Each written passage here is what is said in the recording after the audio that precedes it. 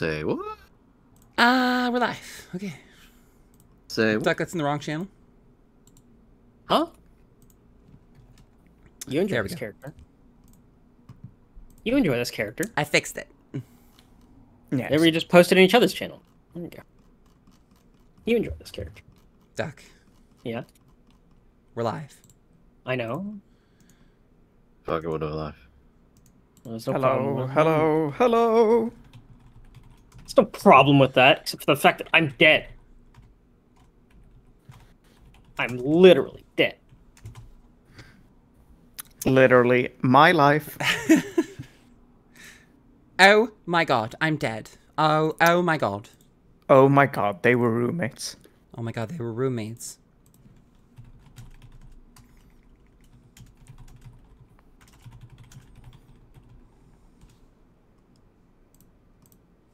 In less than 12 hours, I'll be on a boat. Wow. One another few hours. He's gonna be on a boat, mother... Yes.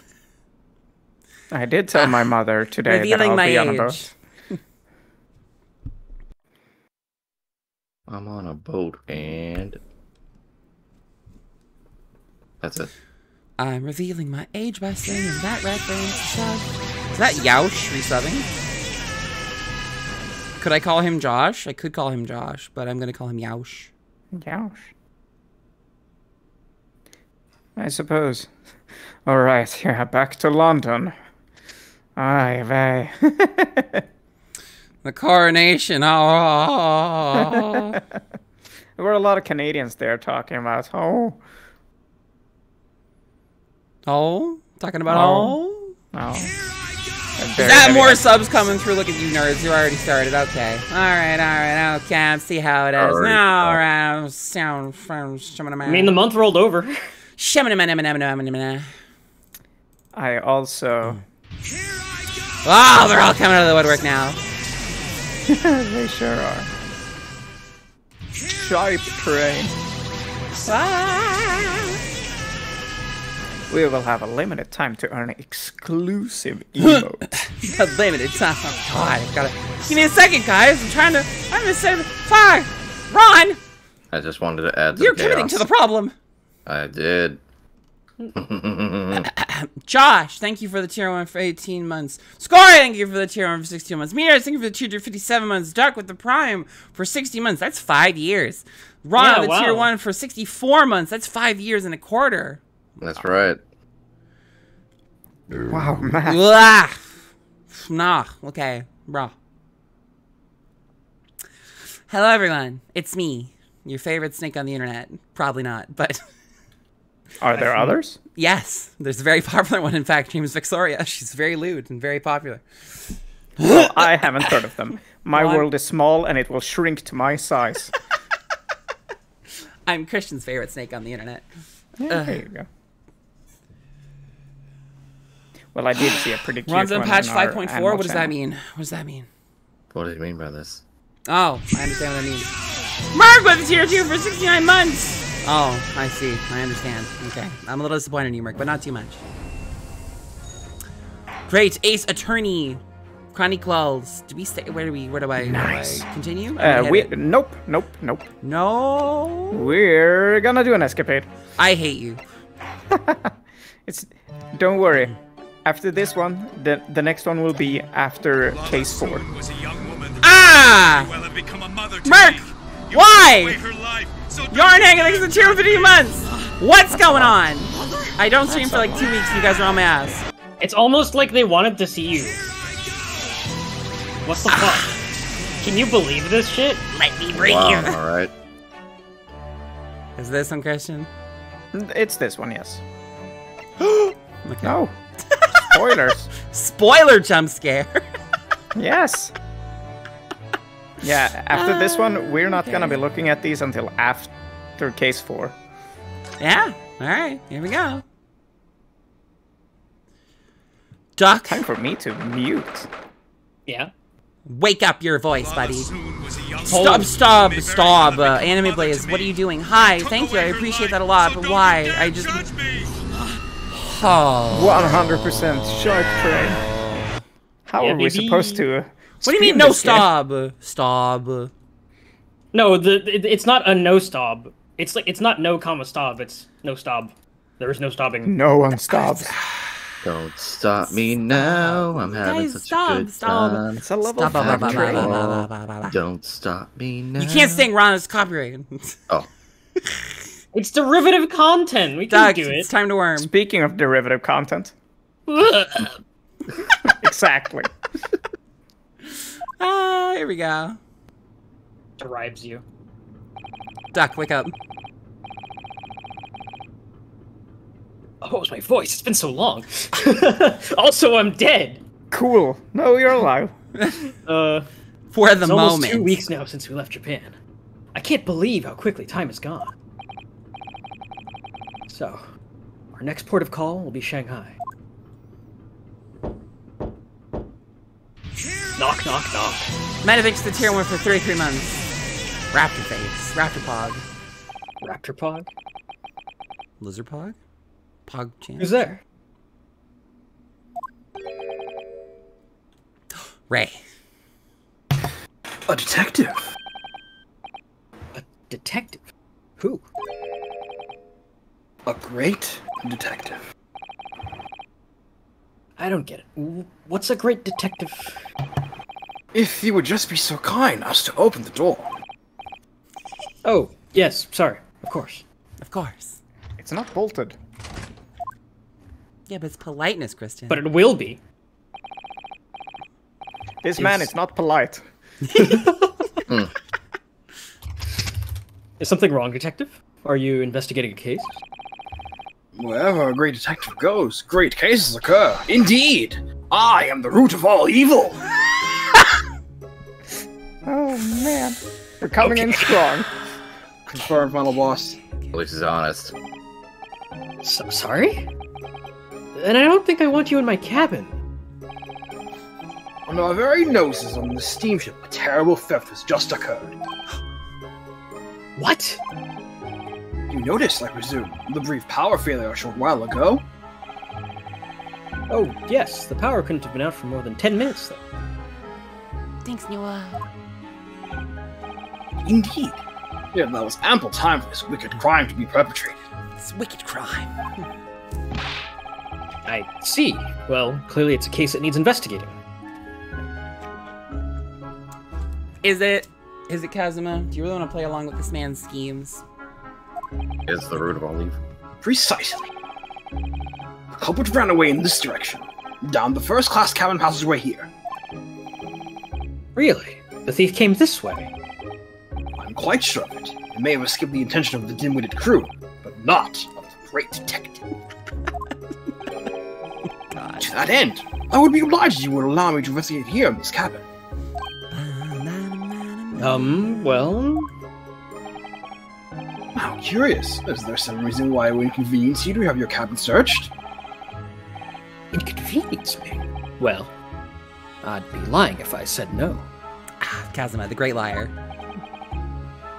After all... Ugh. There's a stowaway in that wardrobe right over there. It's just me in here, you see. No one else. So you might perhaps want to focus your attention on one of the other first-class cabins. He's established to be a really bad liar, I think. Leave me alone. Maybe. As it happens, you are the only first-class passenger at present. The other cabins are vacant. I stand alone in my bourgeoisie-ness. Oh.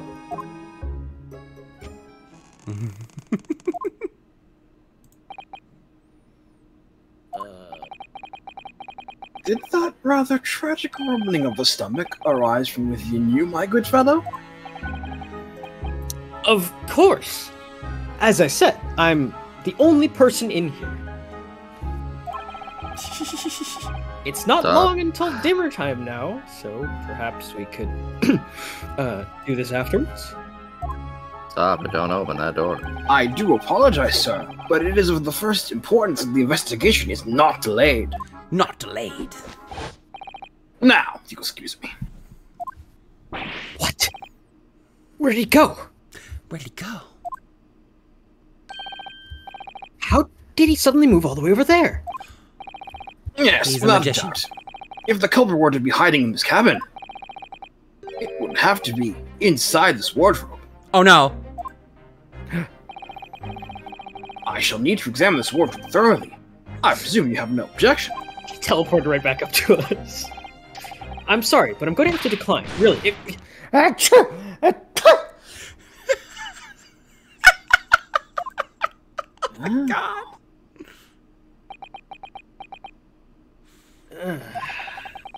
Did those two rather tragic sneezes arise from your good self? Of course they did. As I said, I'm the only person in here, except for you.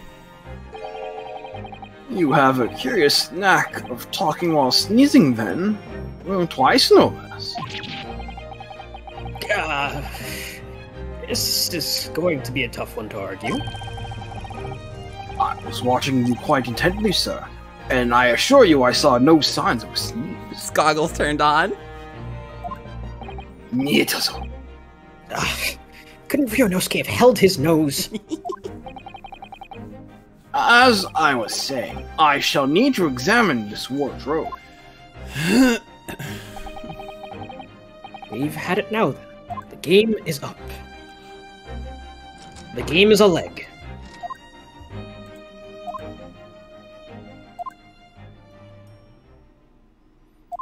Mm-hmm. Does he know? Nobody hiding in there, it seems. What? You seem surprised. No, not at all. Yes. He was in there for sure. I shut the doors on him myself.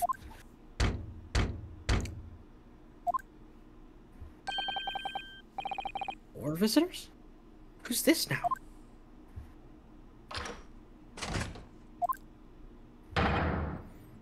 Excusing me! Oh, Seaman Stroganoff. Sorry for disturbing, but crime has been committed on board ship. Yes, I heard. A terrible theft, apparently. How do you know this? Well, the detective here just informed me, you see. Detective? Yes, I assumed you must have asked him to investigate. Detective, do you... Where did he go? Where did he come from? I must ask you to cooperate with investigation into this crime. Hurry. Oh, he's glaring at the wardrobe already.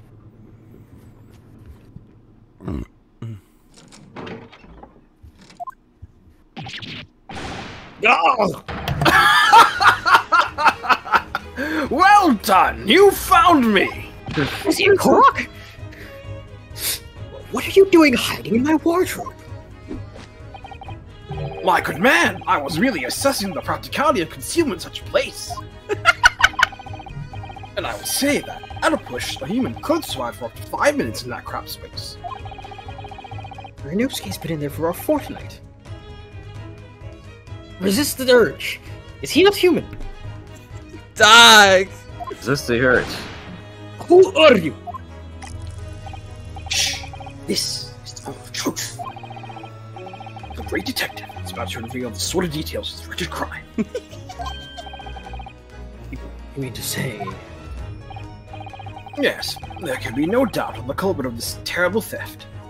I love this theme. Did indeed conceal himself within this wardrobe. What? But that's impossible. He couldn't have done it. Because my best friend was in there the entire time. Or at least I thought he was my best Where's friend. Ryunosuke? How can you be sure of this? Elementary, my dear fellow. The criminal left behind the most revealing evidence. How else could you explain these 3 bones?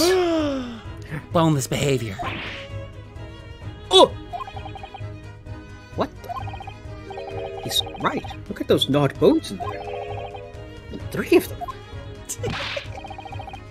Ugh! The criminal has escaped this time, but I will find him and crush him. Like bone to dust. Could I ask you something, Detective? Why, yes, of course. I am always delighted to answer an inquiring mind. Light. In this terrible theft, what exactly was stolen? Ah, what else? Put some steaks on the rib bone? Yeah. Huh? Did you say steaks on the rib bone? For this evening's dinner, 3 rib steaks were stolen from ship's kitchen only short time ago. There was malfunction with the generator, and ship was without lights for 10 minutes. Chef, who saw criminal, said that he ran away down first-class passageway. And now I am on his tail. No, not the tail. I'm afraid to say, dear fellow, that your man is no longer in this cabin. But how? How? Through the cabin door, no less. Having devoured his haul in this wardrobe, the culprit discarded the bones and concealed himself behind the cabin door as you came inside. All that was left was some bones. Then, when attention was turned to the wardrobe, he seized his chance to escape through the open door. What? Make haste, my good man, after the culprit. I shall follow presently. Oh? Something troubles you, sir. Wait, shit, fuck. Something troubles you, sir. Yes, I think maybe criminal is not running away at all. What are you suggesting? Now I know where the dog is buried. Mr. Asogi. Me? No, when I think that you are culprit, everything is falling in places. The criminal that disappeared in first-class passageway. The bones in the wardrobe. All crews are pointing fingers at you. Don't be ridiculous. I would never... Yes, of course. I established that at once that you couldn't be the perpetrator of this crime. You did. Good. How are you sure? My dear fellow, there are but 2 things in this world in which one can rely with total certainty. Uh-huh. What 2 things? The first is the word of a great detective, and the second... Of course, Salt of Shelves. Fucking... Yeah. The second is the tragic rumbling of an empty belly. Oh, again. When I first entered this cabin, there did arise from this gentleman a belly rumbling so odiously tragic, and they confirmed beyond all doubt. But the man had not eaten a single rib steak in some time, let alone 3.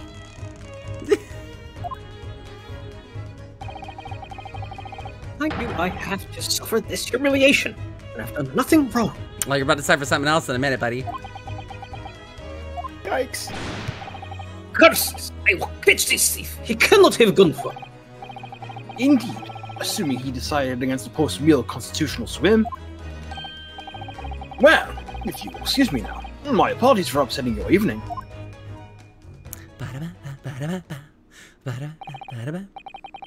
Detective, one moment, please. Yes? That was a most remarkable deduction. Perhaps you'd be kind enough to tell me your name. Ah, it quite slipped my mind. You have been talking with the one and only Herlock Sholmes. I see. Well, I'm Kazuma Asogi. I'm a student on my way to Great Britain. I'm pleased to make your acquaintance, Mr. Asogi. Oh, and before I forget, Yes? I feel I should warn you. Live cargo is strictly forbidden on this vessel. So you would do well to conceal the stowaway curry lying low under your bed as carefully as possible. Oh, under the bed? I bid you farewell then, Mr. Asogi. He knows! He knows! He's uncovered our secret! I suppose I should have expected nothing less. of a great detective. He is, in fact, a great detective. Play us off with Kazuma's theme, I suppose. That was cute. Oh, there's some more.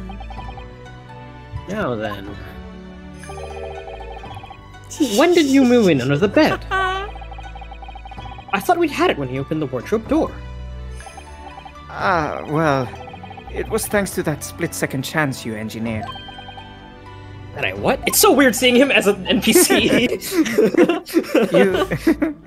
You distracted him for a moment, remember? When you suggested that he investigate the other cabins instead. Oh, yes. He turned to look towards the corridor, didn't he? Well, I couldn't see what he was doing, of course. But I thought to myself, it's now or never. And the next thing I knew, I was under the bed. He's fast. He's got speed on him. Aye. You really know how to give me a scare, don't you? Anyway. What's all this about the rib steaks, eh? Sorry about that. I've just been so hungry.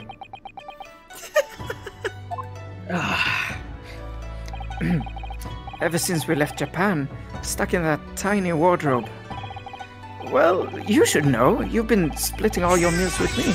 You must be starving too, surely. Cesar, thank you for the tier for 28 months. Right on cue. And there was that power cut before, wasn't there? For about 10 minutes. So it was then. I caught a whiff of the most delicious smell, and I thought to myself, it's now or never. The next thing I knew, I had the steak in my hands. It's now or never. Aye. This man just can't help getting himself into trouble. Well, alright, you were hungry, but 3 steaks. Thanks to you, 3 crewmen are going to go without tonight, I imagine. Thanks, TL. That's dinner. Dinner tonight. No, No. it was just the one. Doc, they're going to go without tonight. Wow, they're going to literally cease to exist tonight. That's a proper English sentence. They're going to go without. Yeah. Go without food. Yeah, Okay. it's implied because of the subject being talked about. They're going to go without. Okay. What?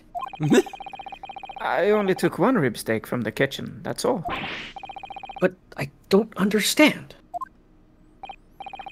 Hey, I'm not that selfish. If I'd stolen 3 steaks, I'd at least have tossed 1 your way. I'm not your pet dog. Well, in that case, who stole the other 2?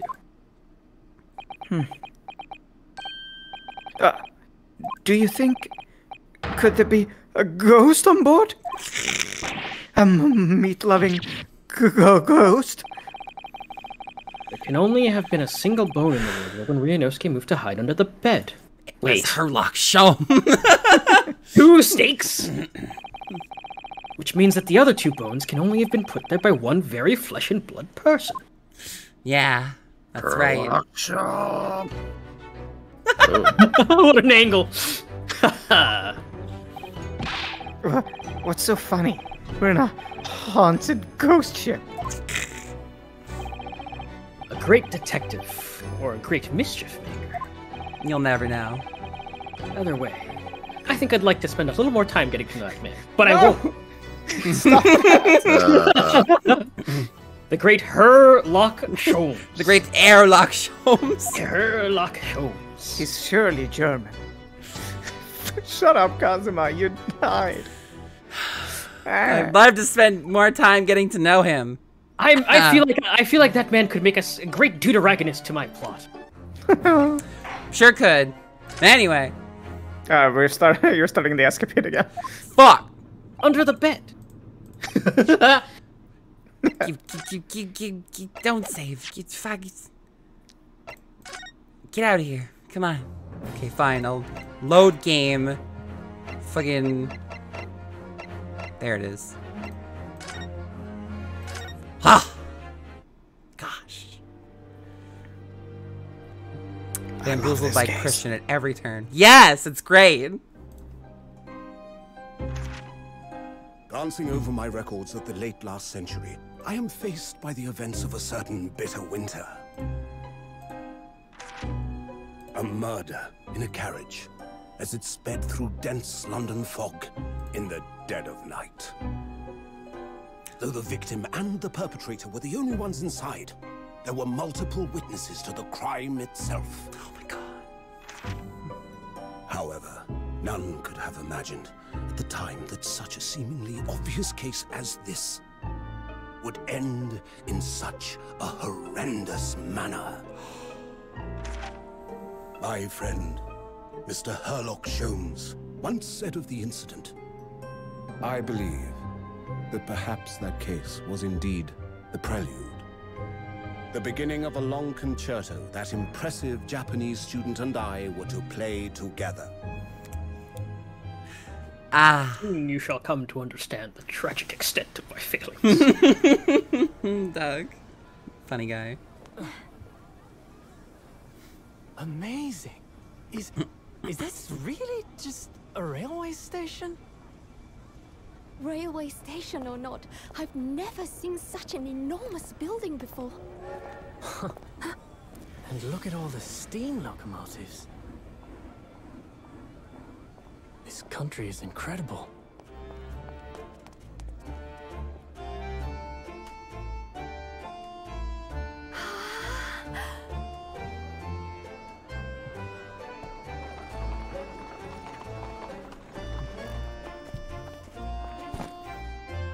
I feel like I'm dreaming.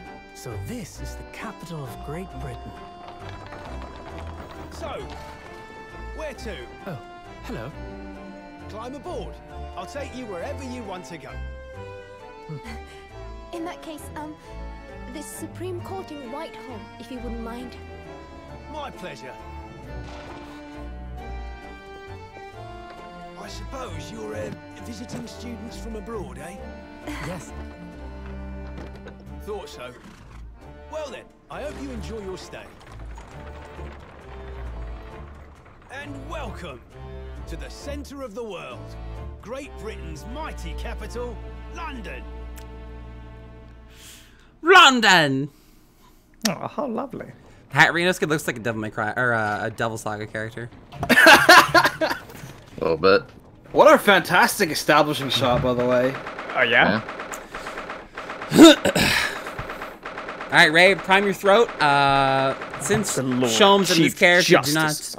Since Sholmes and this character do not ever interact, maybe once or twice directly. They do. A little, yeah. You'll be voicing this man, since you'll be having such long breaks between Sholmes and him. Alright. Let's get started here. Anyway, what an incredible place. It's so imposing. It's almost suffocating. This place is breathtaking. It looks like a fortress. There are some stone buildings like this in Japan now, of course. But they've only been built in the few short decades since we opened our borders to the outside world. An authentic example like this has quite a different impact. Wouldn't you agree? A far cry from the wood and paper most of our buildings are constructed from. It's certainly unfamiliar. But I think there's more to the differences than just construction materials. What is this place again? Damn duck. This is the Lord Chief Justice's office, Naruhodo-san, in the Supreme Court of Great Britain. The Lord Chief Justice. We had instructions to report here at this time, if circumstances were different. We were supposed to let the Lord Chief Justice know that we'd arrived from Japan. But Kazuma can't. He'll never get to know. Airlock Sholmes. No. So instead, we are here in a different capacity.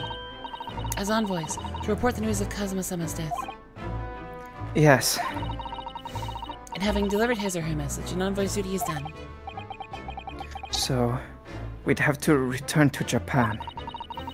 If we want to remain here in Great Britain. I have to take Cosmo's place as the law student selected for the study tour. Yeah. Yes. Which means you need the requisite qualifications as a lawyer. Which is what I've been studying for. Here in Great Britain, it is the Lord Chief Justice who appoints lawyers. So that's the second reason why we're here, to have you officially recognized as a lawyer. It's the only way that we'll be able to remain here in London. I hope I'm up to scratch. Good morning. Sorry for keeping you. Now, Ray, this man has incredible Damon Gant energy. I'm listening. Oh. He's quite imposing. Oh. Wow. I trust you aren't too exhausted after your long voyage from Japan? Seems I'm 1 hour, 12 minutes, and 47 seconds late? My apologies. Oh, no, don't mention it. We're never happier than when we're standing around with nothing much to do. How fortunate. So, introductions. I am Mael Strongheart, Lord Chief Justice of the British Empire. Yes! In the, there was a translation patch by fans. Yeah. In that one, his name was Heart Vortex. What? And, because it's like Maelstrom. Yeah. Maelstrom. Heart Vortex. It's... Whew. All right. And I feel like a little mouse under an elephant's foot. Come on, Mr. Naruhodo. Don't be a mouse. Oh, It's an honor to meet you, Lord Chief Justice Strongheart. I'm Ryonosuke Naruhodo from the Empire of Japan. Wow. Welcome to London, the capital of our glorious British Empire! Yes, thank you.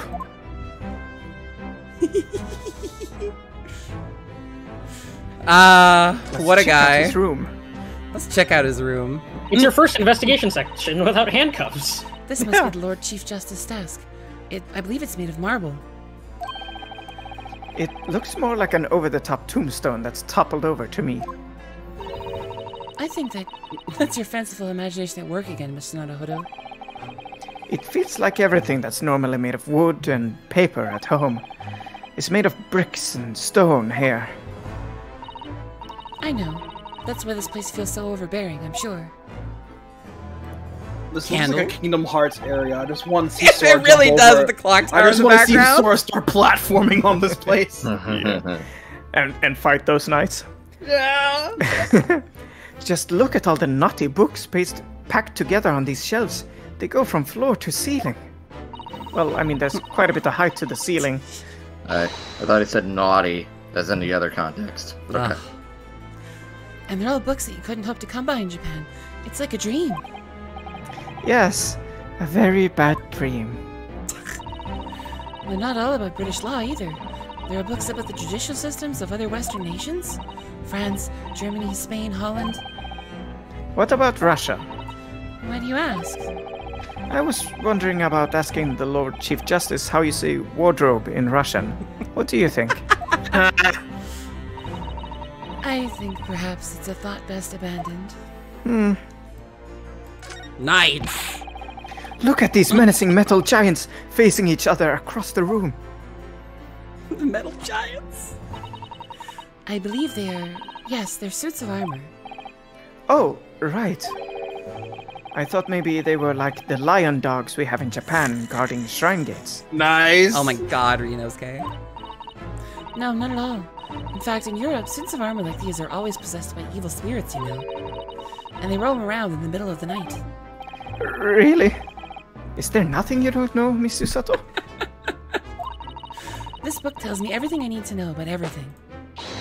If you're ever unsure, just ask. It's labeled Nintendo Wait. Power.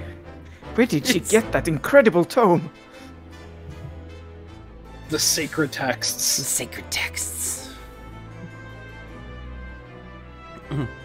Yeah, it's actually Castlevania.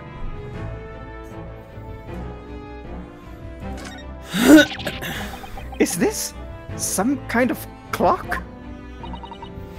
Actually, I think we might be inside some sort of giant clock.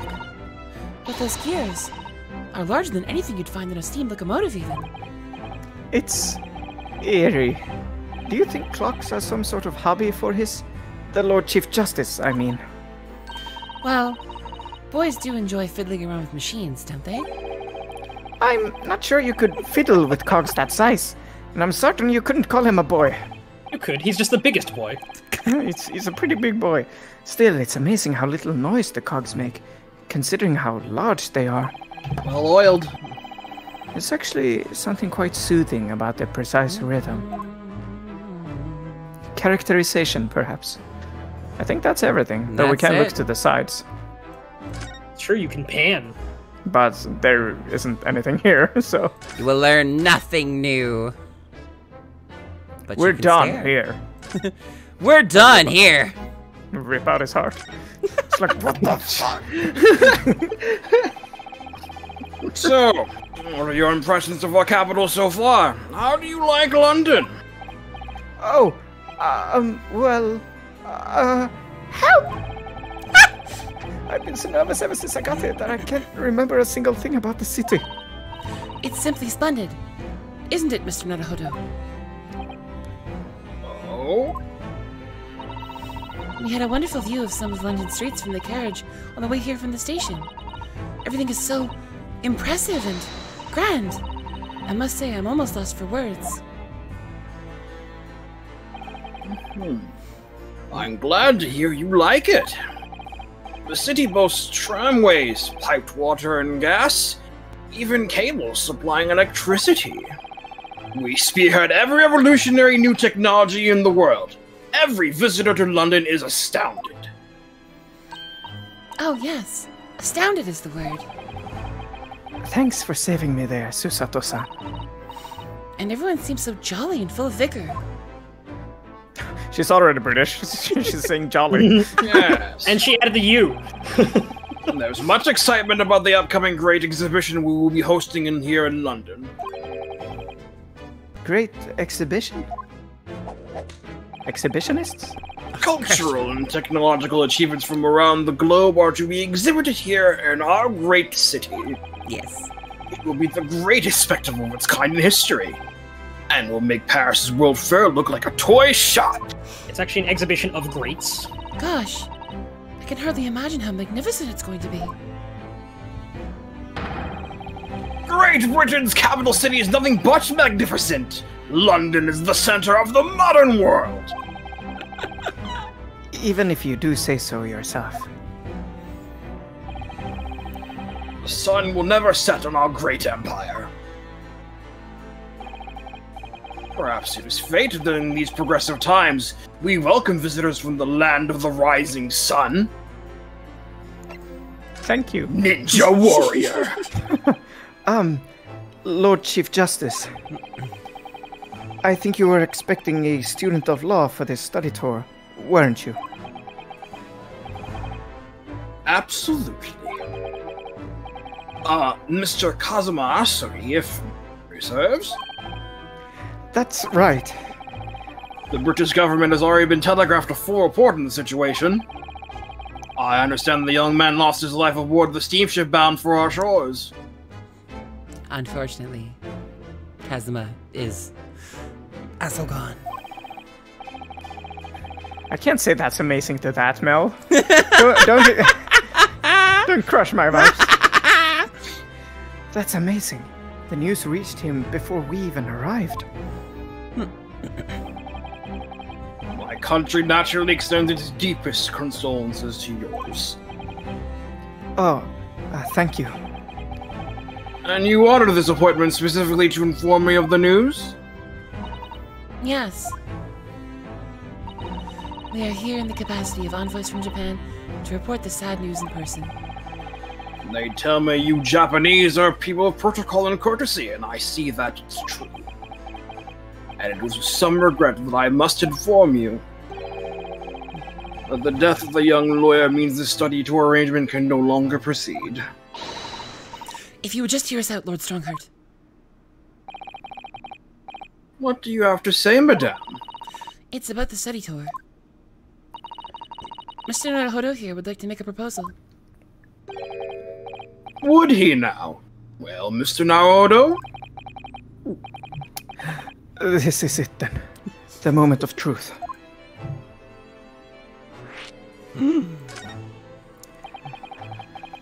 The thing is, Lord Justice, Lord Strongheart, I was wondering if perhaps you would consider allowing the study tour to go ahead. Don't misunderstand me. Richard would ideally like to see the tour go ahead. Without a lawyer from your country, there's nothing to be done. Well, in that case, what if there was someone else? Another lawyer from Japan, I mean. Is there something I don't know? Only a single lawyer was invited to Great Britain from your country. Well... And that was Mr. Asogi. At least, that is what I have been led to understand. Well, the thing is, this really isn't going well at all. I just can't seem to find the right words to say to this man. Mr. Naruhodo. I could ruin things here if I'm not careful. What am I going to say? If there is someone else here from Japan who could be described as a lawyer, it's... Which is it? It just immediately throws Usato under the bus. It's Mr. Star. Stop doing it. Ah, shit, here we go. It can probably only be... Yes, Mr. Sato.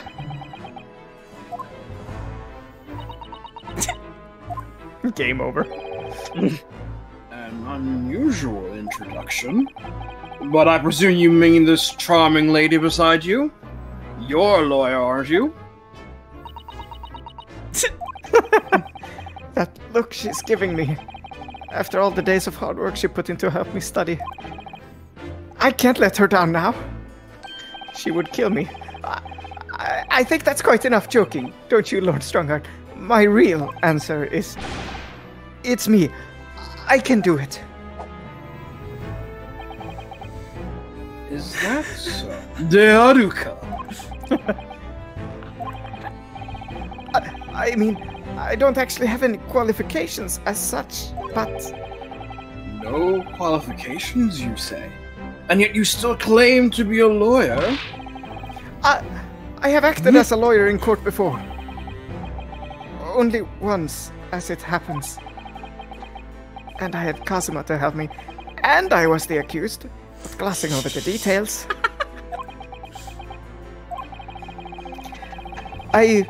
I've been spending every spare moment on the journey here to Great Britain, studying.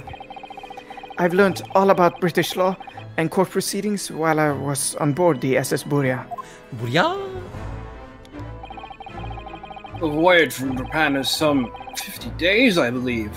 Not what you might call a full education. To become a qualified lawyer here in Britain, not only do you need a university degree in law, you must also complete several years of training. I realize it's far too short a period of time. But I can't just go back to Japan. Kazuma, Mr. Asogi's journey had only just begun. Coming here on this study tour was all he thought about. I have to carry on and do everything he planned to do. I know it must sound like I have an overly inflated opinion of myself, but I would do anything to prove that I have what it takes. Any test you care to set me. Just one chance. That's all I'm asking for. Please. 31 seconds. Sorry? Your opening statement there, Mr. Naruhodo. It was 31 seconds long. Not too brief, not too protracted. A perfectly judged appeal, I would say. Which is a skill that would stand you in good stead as a lawyer. Oh, Thanks. So, you're willing to put those words to trial, are you? I'm all for entertainment. Uh-huh. But let me ask you one thing first, sir. Yes? You say you intend to do everything Mr. Asugi planned to do. Are you firmly set on that path? Well, yes. That's my intention. I see. Am I imagining things? Or did his expression just alter a fraction there all of a sudden? Very well. You have your wish. I'll give you a chance. A test to become a specially certified lawyer. Whether you pass or fail is entirely down to you. It's time for a test. Answer C on every question. Really? Yes. So, what form will the test take exactly? Tell me, Mr. Naohodo, what do you consider the role of a lawyer to be? Well, defending people, of course. Well said. So, let's have you defend someone. Uh-huh. Your timing is perfect, in fact. There's an apt trial about to begin later today. No advocate has been appointed for the defense as of yet, so this will be welcome news. Today? Today? Straight away. If you manage to secure a verdict of not guilty, you'll have passed my test. What could be simpler? How do I get myself into these situations? Well, could I ask, what sort of trial is it, Lord Strongheart? Yes, good question. I remember. It's a murder trial. Always murder, that's the trope, you know. Phoenix Wright game without a murder? No way. Impossible. Actually impossible. A murder? An extremely simple case, I understand. You really can't lose. That's easy to say. But I should mention, just in case, if the defendant is found guilty, he will, of course, be sentenced to capital punishment. It's the 1900s, baby. Yikes! Capital punishment? He'll be put to death. Here in Great Britain, murderers are sent to the gallows, without exception. Uh-huh. Presumably, you read that much in your short C-based introduction to British law? We can't possibly agree to such a test. We would be toying with a man's life. I am the Lord Chief Justice, and I have decided it is acceptable. But you can't do that, can you? There's no need to overcomplicate this. All you have to do is ensure that you don't lose. So the defendant may live or die, depending on how well I perform in court? Yeah. Yep. If I lose, he'll be hanged. Mr. Naohodo, you've come to me claiming to be a lawyer. If you want to take you seriously, you need to prove you're willing to do a lawyer's job. Oh yeah, baby. And you say you intend to see through the will of your compatriot, Mr. Asogi? I would like to understand just how far you're willing to go in order to make that happen. He's testing my resolve. Yes, he is. What's the matter? You've fallen silent. I'm sorry, but time is pressing. The trial begins shortly. I need an answer from you now. What's it to be? Also, you can see on the side here, look the way his hair parts, like right in the middle there. Like it's like a crown of hair. He's got the Mazinger helmet. Yeah. Yeah. What do I say? Do I agree to this absurd test? I won't do it. No. All right then. If I have to give you a decision now, I can't do it. I can't get the words out. 15 seconds. Your decision making needs work if you want to be a lawyer. That was too slow.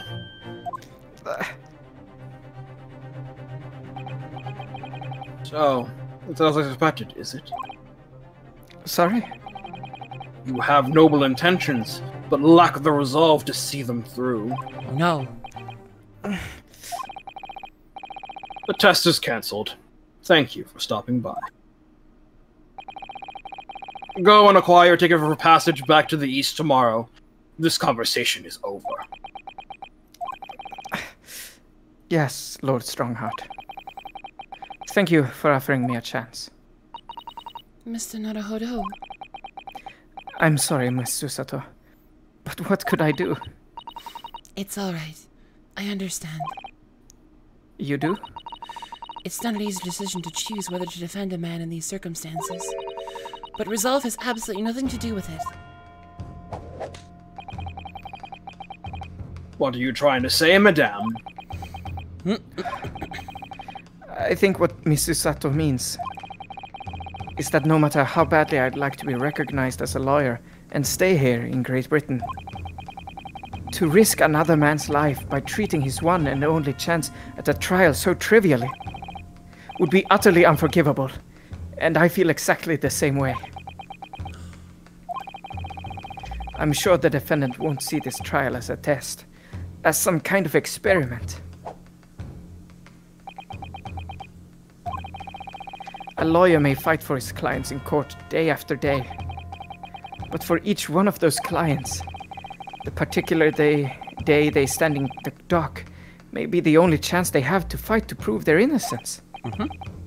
No, I was wrong. I'm not qualified to do that job yet. I'm sorry for wasting your precious time, Lord Chief Justice.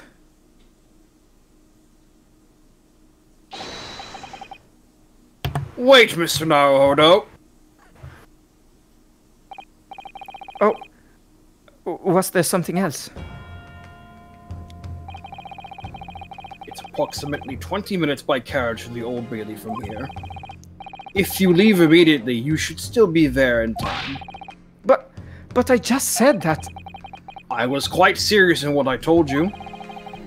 The defendant in this case has literally no one to advocate for him. Well, that's either a good thing or a really bad thing. You can't go downhill from here. It's an Ace Attorney thing. What? At this point, he can't hope to find someone to represent him. The trial will begin without a defense. And if that happens, there's only one possible outcome. Death. He will receive the most severe sentence the judge can pass down. But that's awful. But that is the truth. Why does it have to be like this? Please don't expect an answer to every question. Cold, hard truth of the matter is that there is only one person now with a chance to save this man from a very miserable end. And that is you. I'm really his only hope? Yeah. So, what do you say now, madame? Me? What do you mean, Lord Strongheart? You said it was an easy decision to choose whether to defend a man in these circumstances, and I agree. But in my estimation, it is purely and simply a matter of resolve. Oh. Our time is up here. I have a meeting to attend. I must leave in 2 minutes and 16 seconds. So, venture into our great city and enjoy yourselves. He was an hour and 40 minutes late for this, and he has to go make a deadline, like... He's gone. Huh. The Old Bailey. If we're going to do this, Mr. Naruhodo, we must leave at once. Let's talk first. What should we do? Miss Susato, can I just ask you something? Careful! From this position, I can perform a Susato takedown in an instant. I know! Mr. Naruhodo, you heard Lord Strongheart. The trial starts imminently. If I need to throw you, I will. You know, you could just say, I think we should hurry to the courtroom. If you need to ask me anything, it had better wait until we're at the Old Bailey. Do you want to see my badge? My armband, rather, that I inherited from Kazuma. No, it's the same. Sad. We can inspect it, though. Oh yeah, we can do that. You can rotate objects.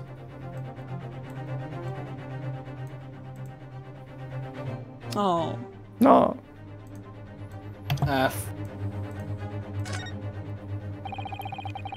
These are the scales of justice. They're a symbol of the defense, aren't they? Yes, that's right. The scales are a symbol of fairness, to show that all are treated equally in the eyes of the law. And they're a warning to those who enter the courtroom without an impartial mind. But if they're the mark of the defense, it would be more auspicious if they were weighing more heavily on the not guilty side, I think. They're very impartial, I'm sure. Sad. The lawyer's name is embroidered on the inside here. Look. Kazuma Asogi. Well, this was his band, of course. He had his heart set on the study tour in Great Britain. I'm sure he would have found the truth he longed for here. But he lost his life before he even had the chance to see the place. Sad. I have such a strong sense of his hopes and dreams when I look at this armband, though. Strong sense. You feel the wind? You feel the wind blowing? And we're here. Determination. Oh, thank goodness, we're in time. There's still 15 minutes until the trial begins.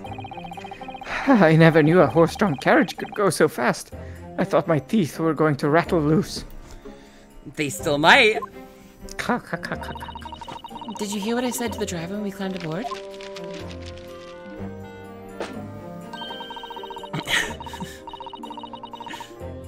Get us to our destination in 5 minutes, driver, and there's a guinea in it for you.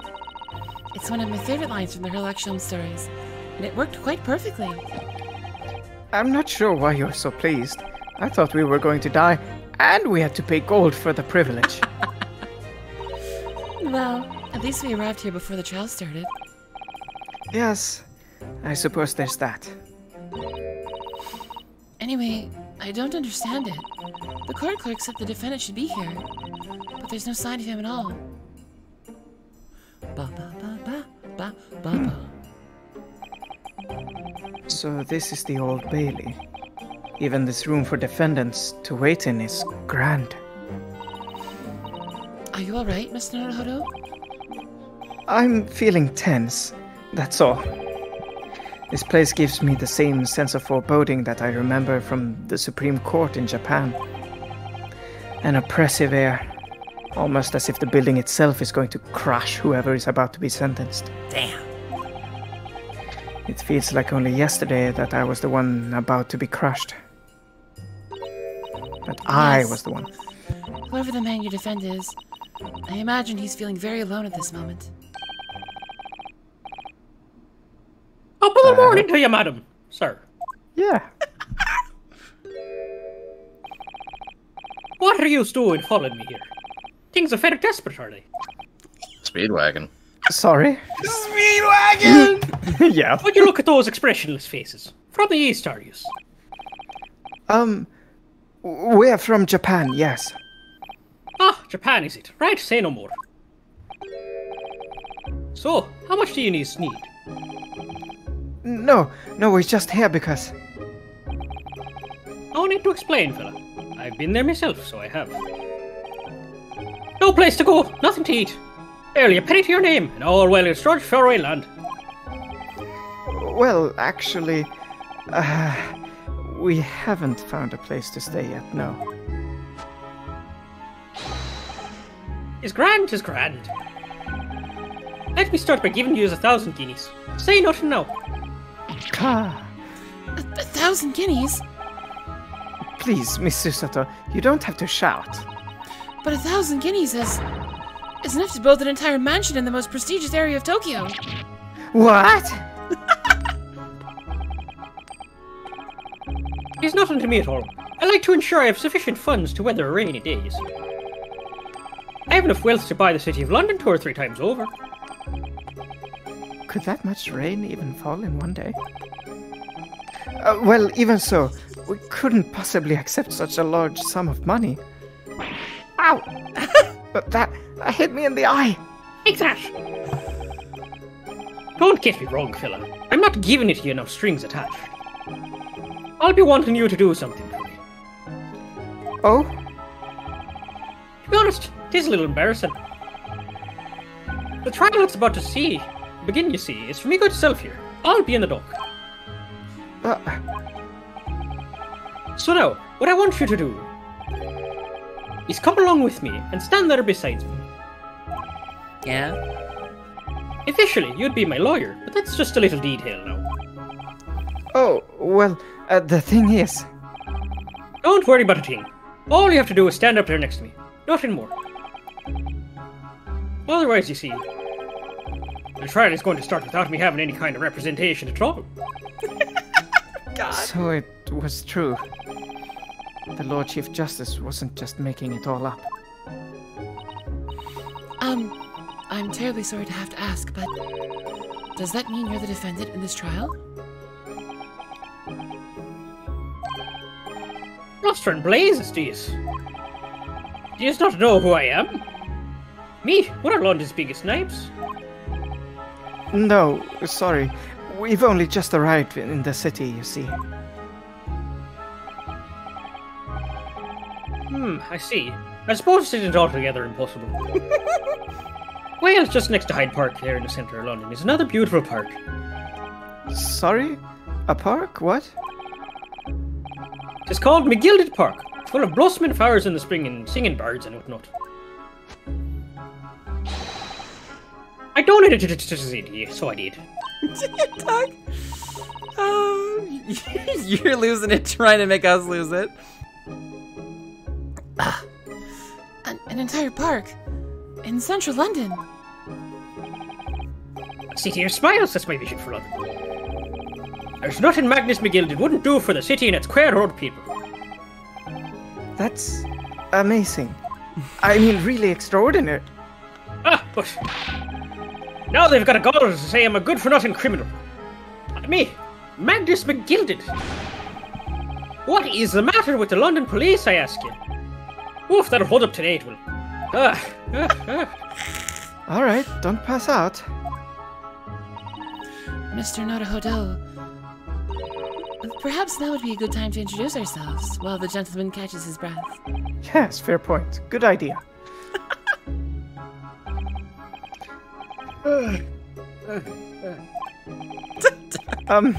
Mr. McGilded, the thing is, we're actually here in London to study British law. We're law students on a study tour from Japan, you see.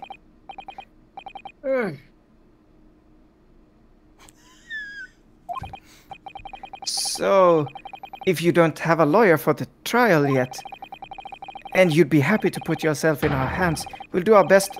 What I was after saying, you daft idiot! I've given you 1,000 guineas to stand up there next to me, haven't I? Well, yes, but I wasn't really offering to just stand up there next to you.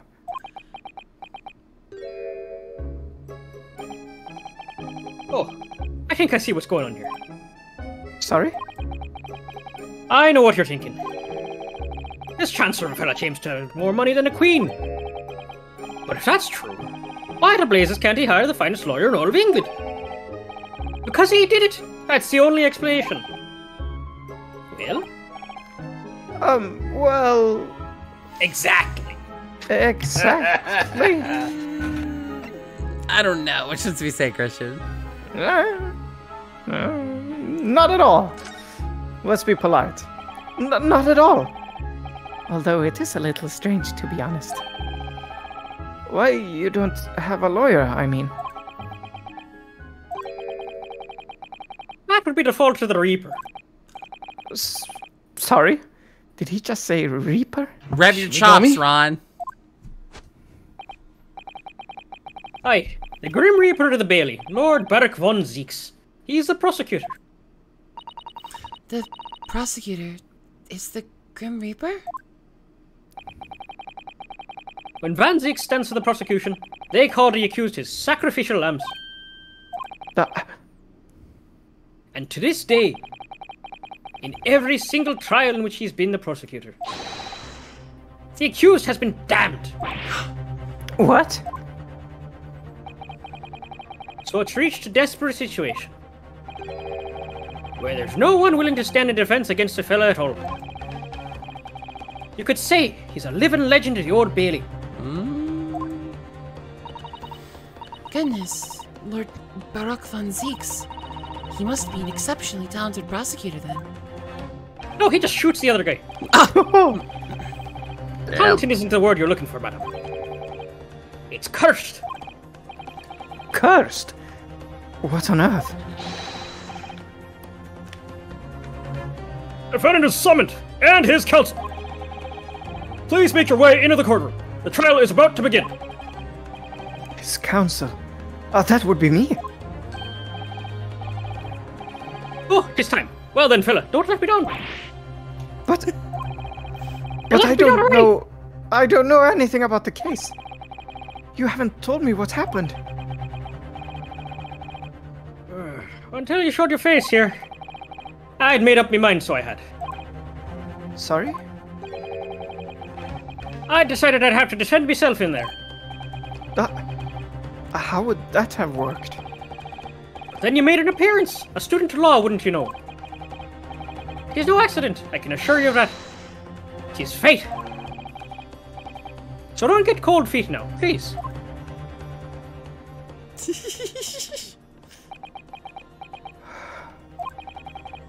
I literally know nothing about the case, or about this man who stands accused. In fact, the only thing I do know is that I can't just turn my back on him.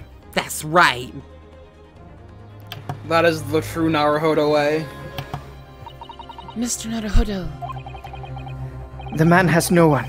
He'll have to stand alone in that courtroom, armed with nothing to defend himself. Yes. Something that Kazuma would never have allowed to happen. Counsel for the defense, what are you doing? If you're late for the start of the trial, you will lose your right to stand. You'll have to sit in there. Cut off my legs? I'll be right there.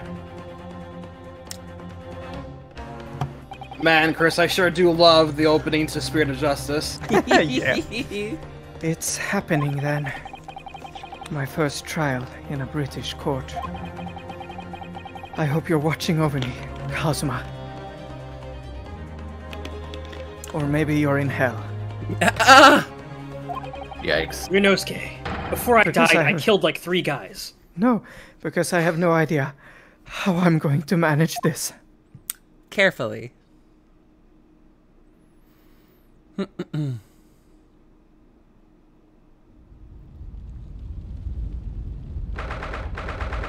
Ooh.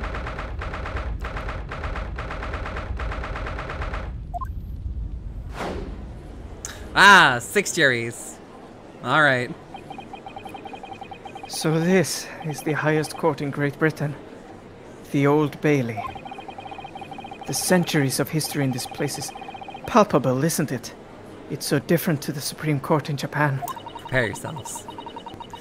It feels both imposing and serene at the same time. The atmosphere almost makes words redundant. Whatever the country, determining a person's guilt or innocence is always a solemn affair. May I say something, Mr. Naruhodo? Oh, yes, what?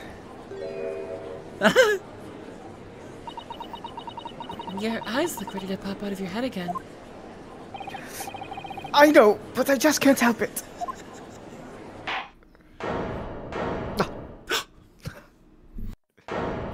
Fucking Dracula. Alright, Ray, you're judging him too. I'm up for it.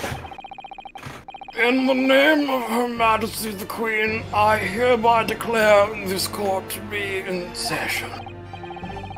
We are here today to determine the guilt or innocence of Mr. Magnus McGilded. I now call upon the counsels for the prosecution and defense to declare the witness to proceed. Lady Edelgard, the prosecution is fully prepared. That must be the Reaper of the Bailey. He Dracula. really does look fully prepared to dispatch his next poor victim to the underworld. What is a man? Counsel of defense, you appear to be Eastern. Do you speak English? Huh? Oh, yes, of course. Sorry. But he asked if the defense was ready. And I couldn't be further from ready if I tried. Those eyes please me, Nipponese. They shroud your fear, your doubts, your trepidation. They run wild, clinging to some phantom notion of courage. The quintessential look of a sacrificial lamb. A cold shiver just ran down my spine, all the way to the tips of my toes. Now, Mr. McGilded. Yes, my lord. You stand accused of murder, a capital offense. You could be sent to the gallows if found guilty. Are you quite sure you wish to entrust your defense to this foreigner? As I've always said, my lord, it is a grand thing to give opportunities to the young. Even if the fellow is a student from some little island off in the Far East. It's not the British way to ignore the dangers to yourself and give those less fortunate a fair chance. Shit, Doug. I'd like to think that acts of chivalry do the great British Empire proud. What a fine gentleman London has in him. He's 34,000 pounds to the government the other day. Hello, may I please go play McGilded Park? It seems as though everyone in the public gallery is firmly behind Mr. McGilded. That's definitely welcome news. And he certainly has a way with words. I'm surprised he couldn't convince anyone to defend him. Adequately put, Mr. McGilded, and most laudable sentiments. Now, ladies and gentlemen of the jury, I'm sure I hardly need to remind you that you 6 members of the public have been selected for your impartiality. Are you ready to proceed? It's a lot. Okay, yeah, we need to determine voices here. Oh, baby. I got myself settled. You three Yeah. get to have. You guys get to film the other 3. Can I be the one with the knife? Yes, of course you can, Christian.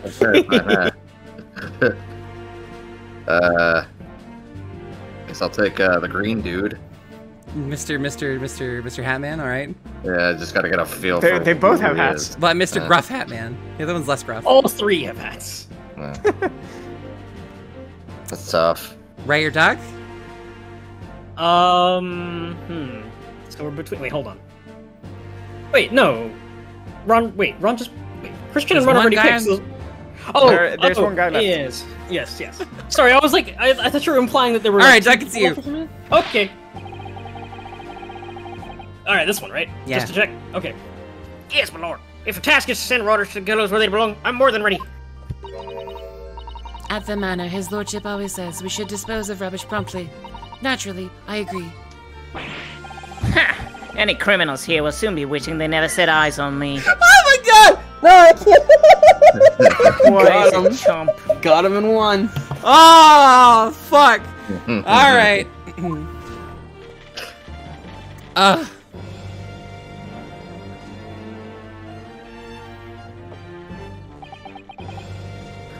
feel a chill.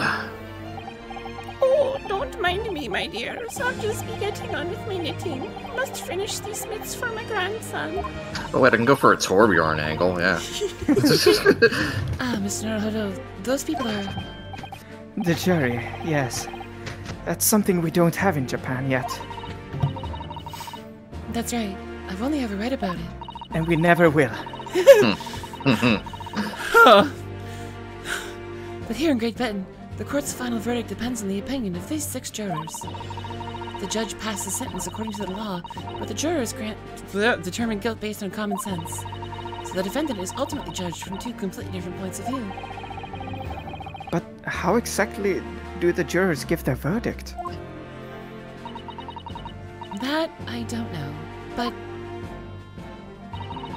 I'm sure it will become clear as the trial progresses. Yes. Prosecutor Van Zeeks? My lord. It's been a number of years since we've seen you here in the courtroom. I thought you'd renounce your fame. I'm known as the Reaper of the Bailey, my lord. Infamy rather than fame, I would say. But yes, 5 years have passed since I last spread my wings in this capacity. So, what brings you back? Oh, there's Nessa. Is there some changed circumstance of which the court should be aware?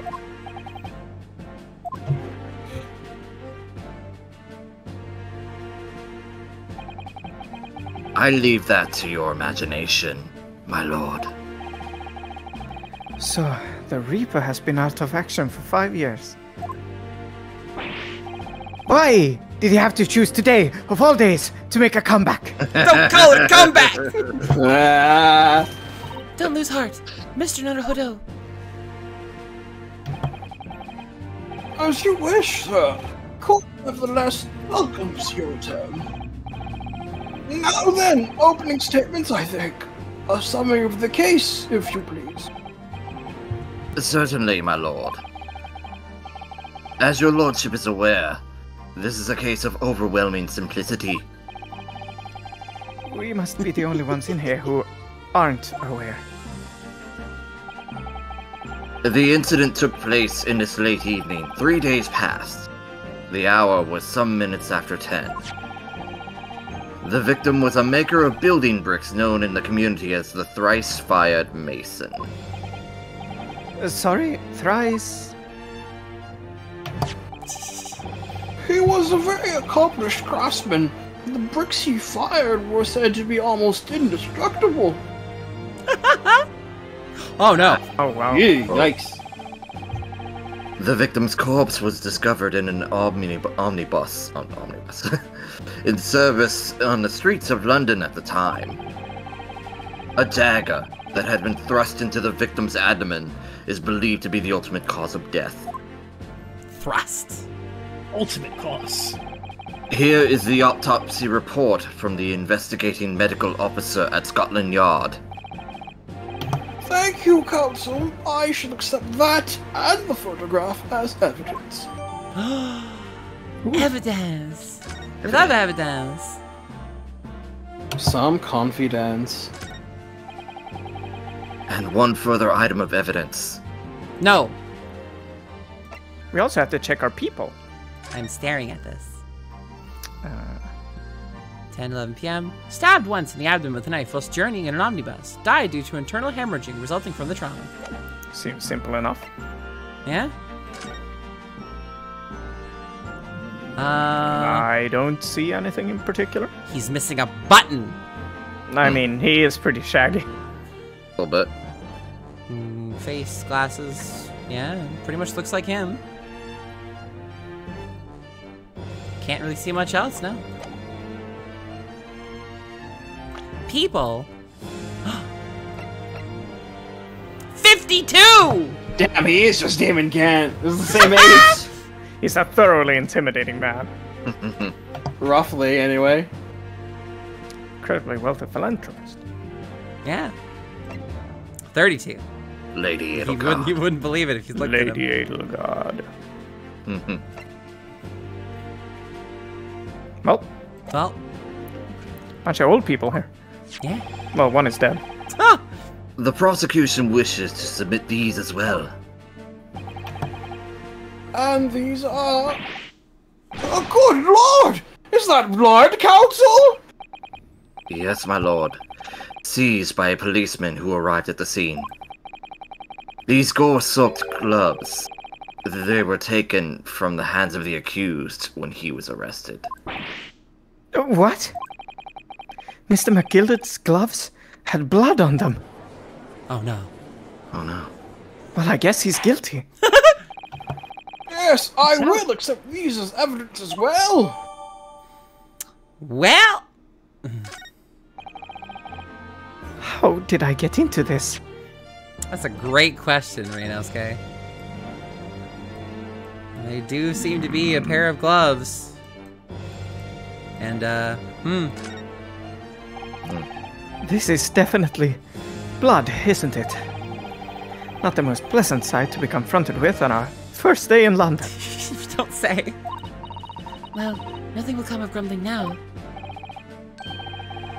No. By the way, is Mr. McGilded right-handed? Yes, I believe so. He was toying with a coin in his right hand a little earlier. Ah, pity. If only he'd been left-handed. I think blood on either glove would be fairly incriminating, really. A fair point, well made. Nothing inside the gloves. Nothing else to seems to inspect be of gloves. It's a pair of gloves with a blood stain on him. Yeah, that seems pretty bad. God, I am to them. I backed into a corner before I've even started. Continuing. According to the driver of the omnibus, there were only 2 passengers traveling inside his vehicle at the time. Only 2? Obviously, one of those passengers was the deceased brickmaker, Mr. Mason. The other was the accused, Magnus McGilded. Nah. I'm gonna die. Well, rather damning circumstances to say the least. Defendant, what say you? Well, of course I've no recollection of such a thing. That Mr. McGilded. To be sure, I rode the omnibus that evening.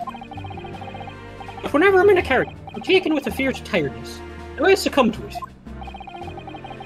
Are you claiming to have been asleep? Here's the motion of the carriage, my lord. So lilting, so 'tis. And when I opened my eyes again,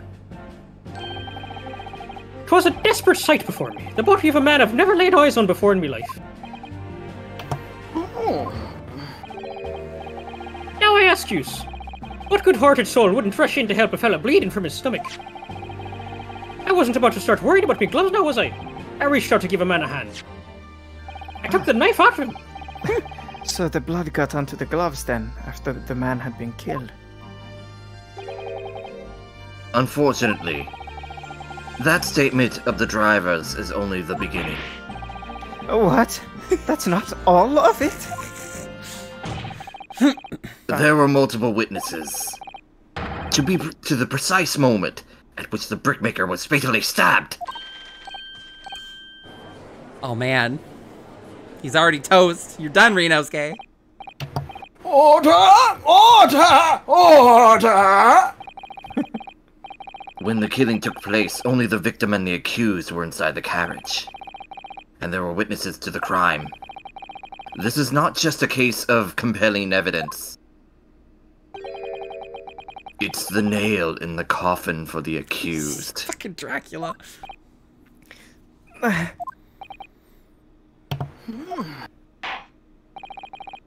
Thank you, counsel. The circumstances of the crime have been made quite clear.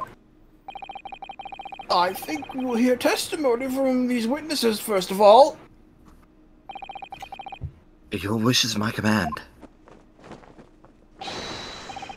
Bailiff, Bring the witnesses in, at once! Ah, here we are. And there is more. Of course there's more. Alright, Duck, you're the blonde guy. Blonde guy? Okay. Ron, you're the mustache man. Okay. Ray, you're the shaky guy. Sure. My name's... calls me Bad Paul. I drive an omnibus in the East End. Bruce Fairplay. I'm a banker in the city. My name's First. Lady First. I make hats for gents. Let's begin by confirming the facts. 3 days ago, at a short time after 10 o'clock in the evening, all of you present in the stand were in an omnibus and witness to the aforementioned incident. Is that correct? Yes, sir. Quite right. Yes, sir, that's right, sir. Oh my god. Very well, then. Let's proceed to your former testimonies, please. Each of you will tell the court precisely what you saw. Know when this is saw? It was last evening, so I had customers I remember well. The victim and the man accused of killing him were sat next to each other inside the bus. Then out of the blue, the accused just reached over and plunged a knife right into his guts. That's right. He stabbed him. I screamed, I did. Couldn't help it. As soon as I heard the scream, I stopped the bus, and I saw too.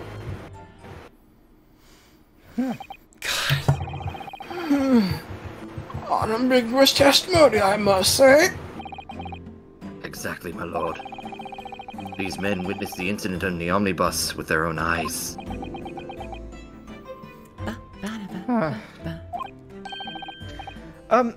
I'd like to ask a question, if I may. No, you may not. Yes, counsel? Well, this testimony makes absolutely no sense to me whatsoever. Why not? Well, the incident took place inside a moving carriage, didn't it? As it has been clearly stated from the outset, yes. Well, in that case, how could those two witnesses possibly have seen what happened?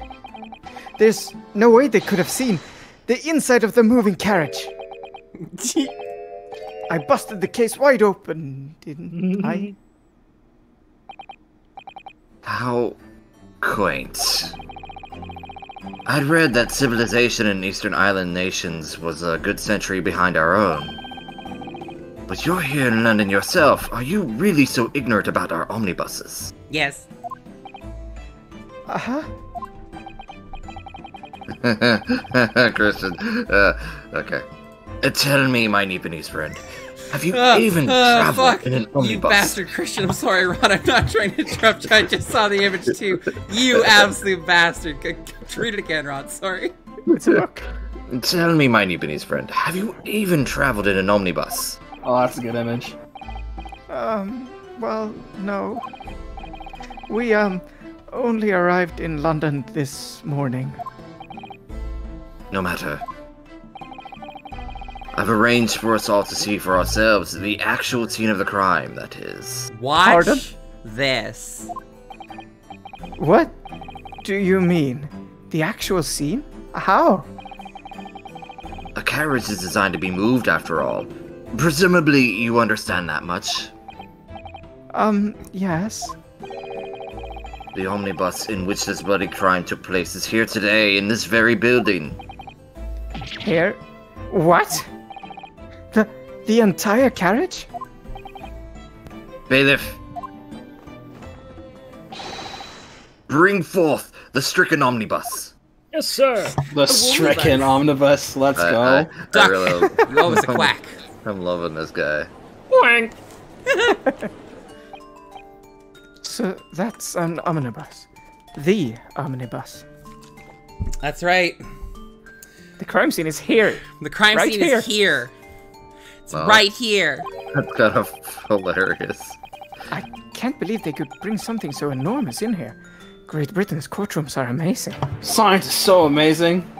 As you can see, the omnibus is pulled by 2 horses and can carry up to 8 passengers.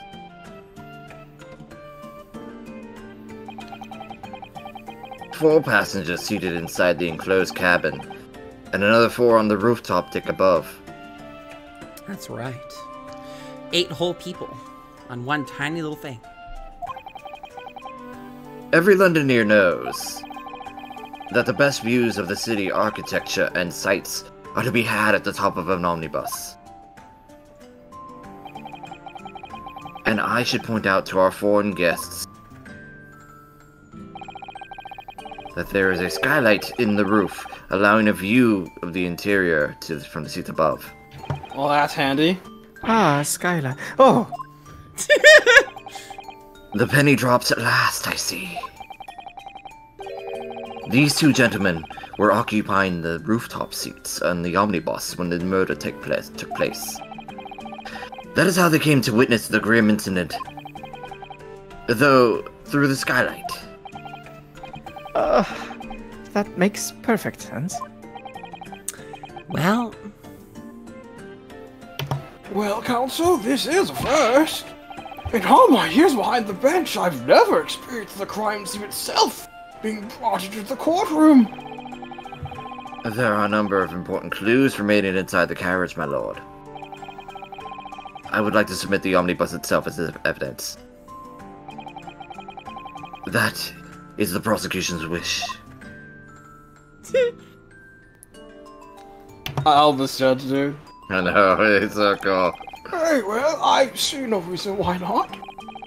This omnibus is hereby formally accepted as evidence. I guess it is. The entire I damn can't crime believe scene. it. The entire crime scene entered as evidence? Yes. Get in there, Ryunosuke. Yes, actually. We are getting in here. Technology sure is incredible. Science is so amazing. Let's look on top. Excuse me, why do I climb up this thing? You can certainly see inside the carriage through this opening, that's for sure. Yes, and there's a lamp in the enclosed cabin. So I'm sure the witnesses would have been able to see quite clearly. That's not good for us.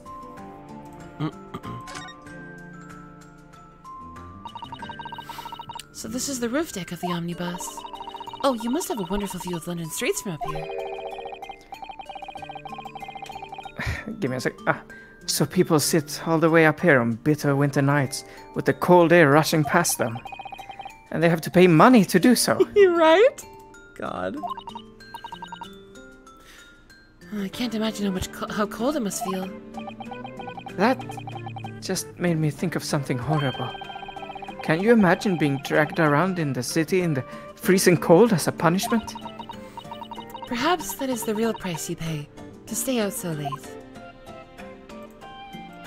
We can't look at old Baker Street. Oh wait, no, can we? I think that's the bench. Hey, Strand. So this is the... Oh, okay. Same talk, different bench. Phoenix, right, omnibus. Ah! Oh my god. Base. Oh my god. Phoenix, right? Got some lamps. This pulls the horses. Confirmed. Nick's family was in the omnibus business. Well, let's open the door and go inside, shall we? Ugh, the scene of a murder. It's horrible. I guess we're just allowed to, but cool. Ah, well. Yeah, it do be an omnibus. It's quite a large skylight, isn't it? Yes, quite large enough to afford a good view into the cabin from the roof deck. And there doesn't appear to be a handle or catch of any description. So I suppose it can't be opened from inside the cabin, at least. It looks like it can be opened, but not from the inside. Oh. That's a poster for the Great Exhibition that's due to start 6 months from now. under the lamp that I tried to inspect. There's a lot of focus being drawn to the Crystal Tower, the centerpiece of the whole exposition. Well, you do have to clear it to proceed through ARR, so of course it's going to be very important. Oh, the Crystal Tower. It's under construction already, I believe. People all over London must be fizzing with excitement at the prospect of such a grand event. They must be pissing with excitement. Fizzing! God. Well, seat. This seat looks reasonably soft, but it's actually rather hard when you sit on it. I just sat on it. and only just wide enough for two gentlemen to sit side by side, really. Of course, an English gentleman would be dressed in such finery. It would be quite impossible for her to climb to the room deck, as you'd have to be seated in here. A woman in a kimono would have the same problem. Women's clothes are very impractical, aren't they? Nothing to say. You don't say, Ryunosuke. It's not gonna. That's gonna be the same seat conversation. Well.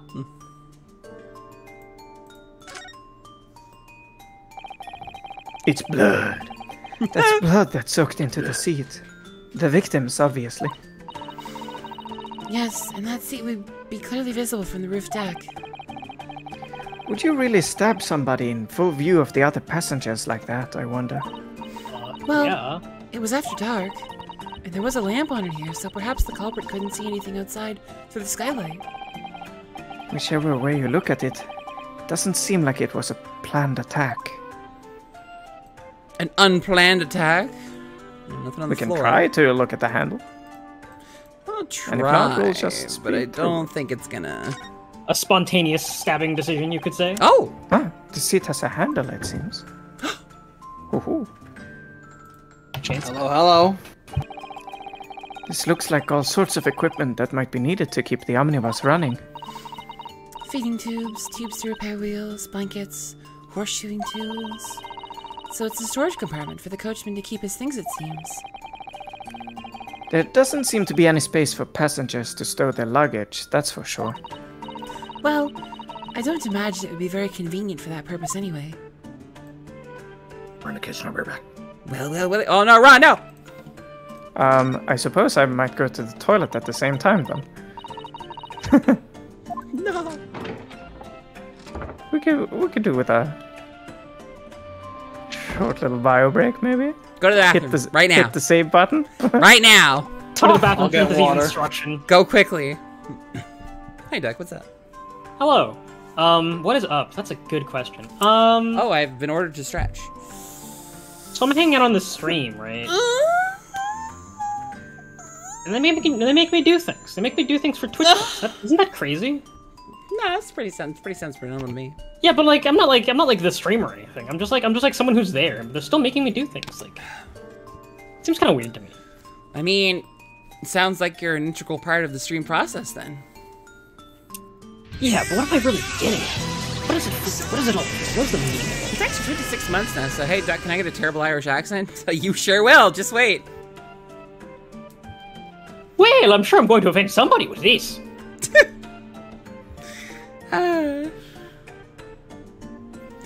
Don't you worry, I'm going to offend a lot of people when we get to a certain character for this witness case. Prill.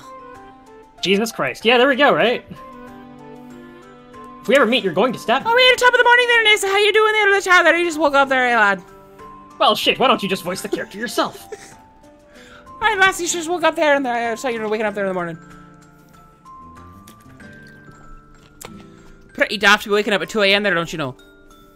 I don't know, you asked for it, Nessa. Like, I don't really know. This might be like a unforced error. I have a cat. You cannot hear her because she does not purr loudly. But she's right here in front of the microphone. Incredible.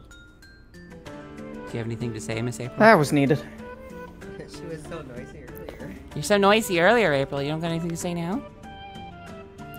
You can talk about how good the latest episode Lift some water. of Bokuyaba was. I'm giving her pats, but she's so quiet. She's so quiet now that she's being held. She has no words to say.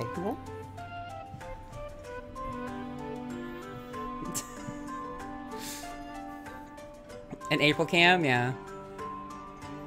If there were a position where she would sit comfortably and just, you know, relax, sure, but she's a finicky little worm, I tell you. She's got like 8 places around this room that she loves to sit in. And she never sits in one of them consistently. She'll go from spot to spot. She'll go from like...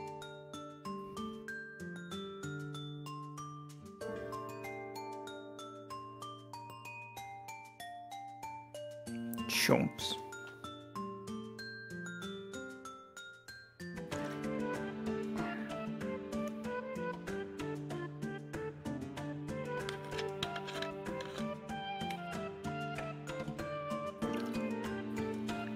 In 14 hours, I'll be touching ground in mainland Finland. Will it be grass or just ground? Pavement. Touching pavement, okay. We must now with my car. Oh, there's Ron. Okay, never mind. We don't gotta wait any long. Let's go. Sorry. It's all good. We all took a pee break. Yes, Great Britain is simply extraordinary. What were we talking about? Anyway. The cart. You brought the whole cart in. Yeah, but what she said. I could help myself a lot by giving that omnibus a thorough examination, seeing as it's here. Let's do that. Let us continue with proceedings then. Your cross-examination, counsel.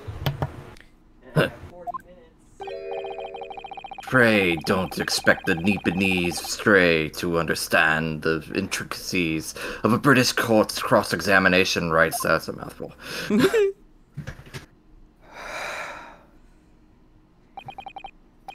All right.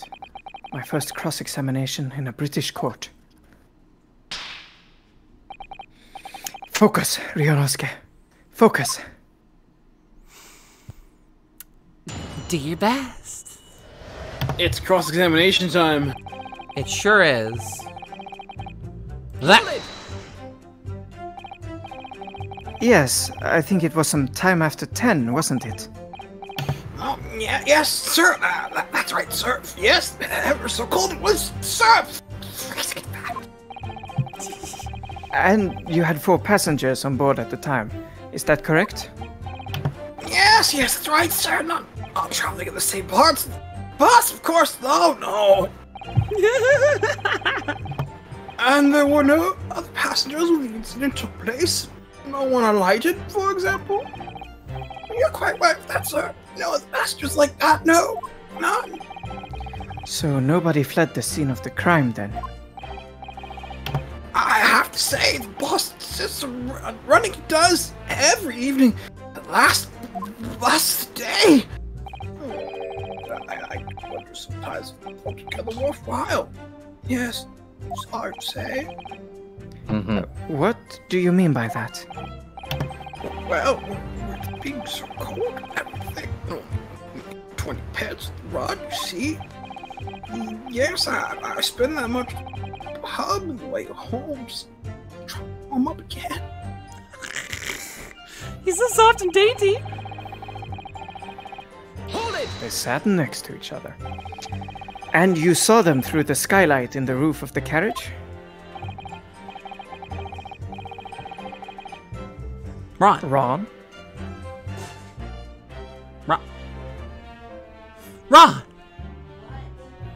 Are you sure he's here? He's been muted.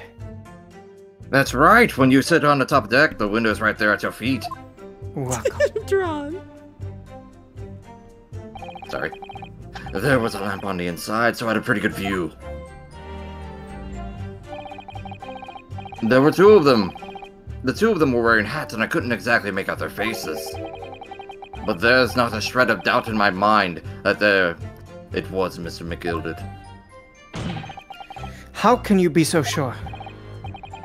Well, how can I put it politely?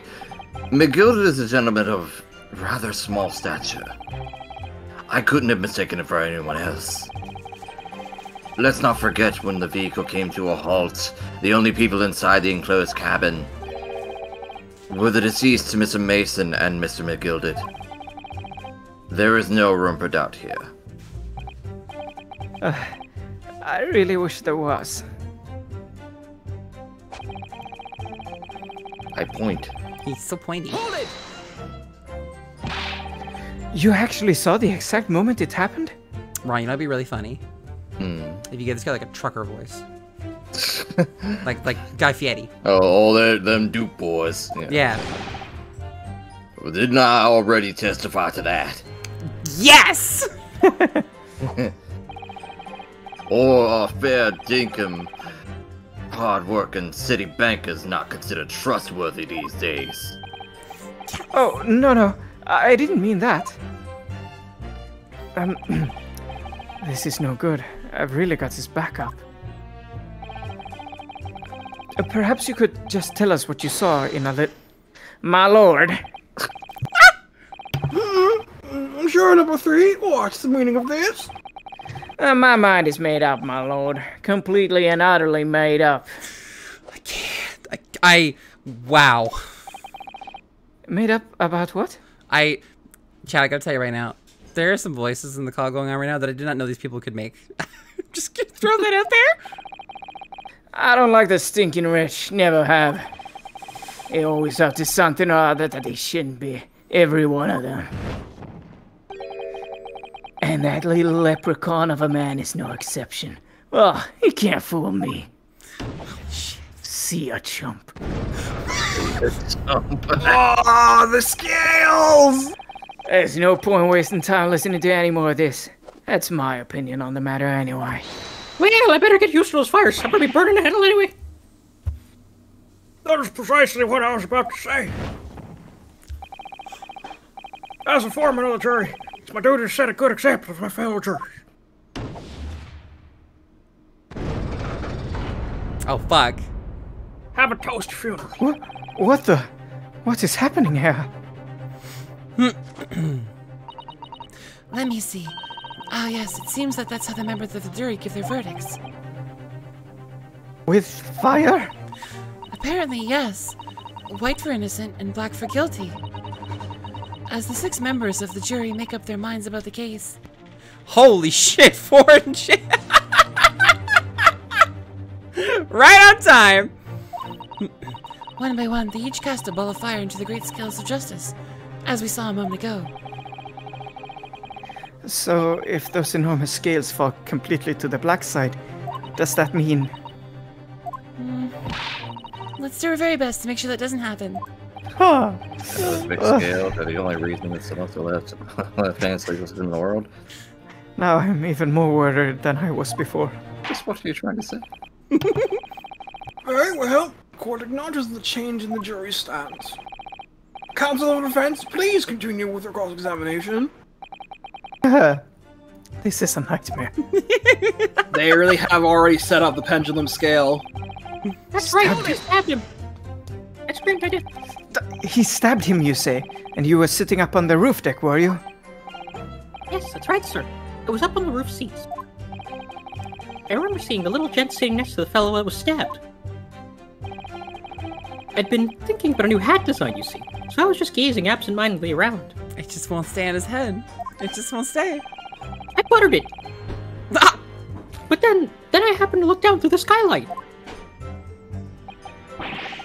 It was sticking right out from his belly. That huge, great knife. A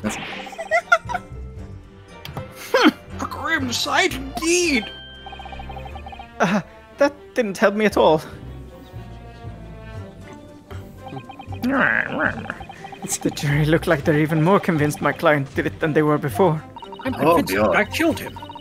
That appears to have made everyone even more dubious that Mr. McGilvert is telling the truth. If only we had some evidence to counter their suspicions. Mr. Faust, first.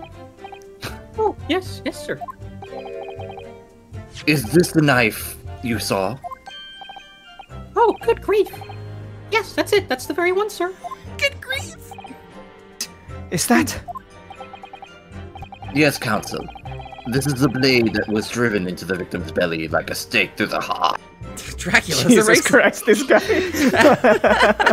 Hi, Wendy. Thanks for the raid. Hi, everyone. We're playing Greatest Attorney. We're voicing all the characters, making some really silly voices and stuff. Hope you enjoy sticking around. It was not by this evidence that I was given flesh. Like a stake through the heart. Hope you enjoy us embarrassing ourselves with all these silly voices. How does blade of considerable size, counsel? It is. And furthermore, the scabbard is emblazoned prominently with a certain initial. The letter M, which seems oddly familiar. No, you've got it upside down. It's W. Oh, please. my mistake. Please, no. M for Magnus, perhaps. Or McGilded, possibly. Take your pick. Take your pick. It seems this particular big name in London made a magnificent mistake. Excellent alliteration, sir. But there are M's everywhere. Like in Mason. Objection! Oh! This blade is far too extravagant for a poor brickmaker to have owned. No, this weapon of murder almost certainly belongs to the accused. It's an M, like for Magnus. But when I stab him, it looks like a W because I got that W. Ah! You got that W, Mr. McGilded. Okay, alright.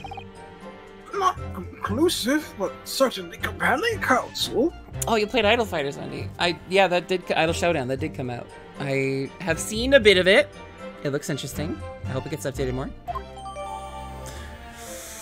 The murder weapon.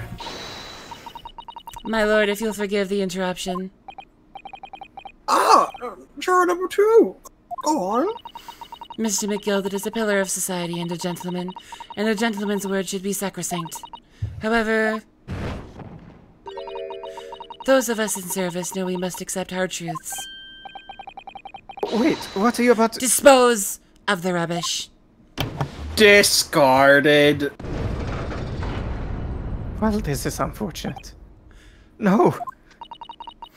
I don't wish to cause offense, but I do like to eradicate all traces of filth and crime.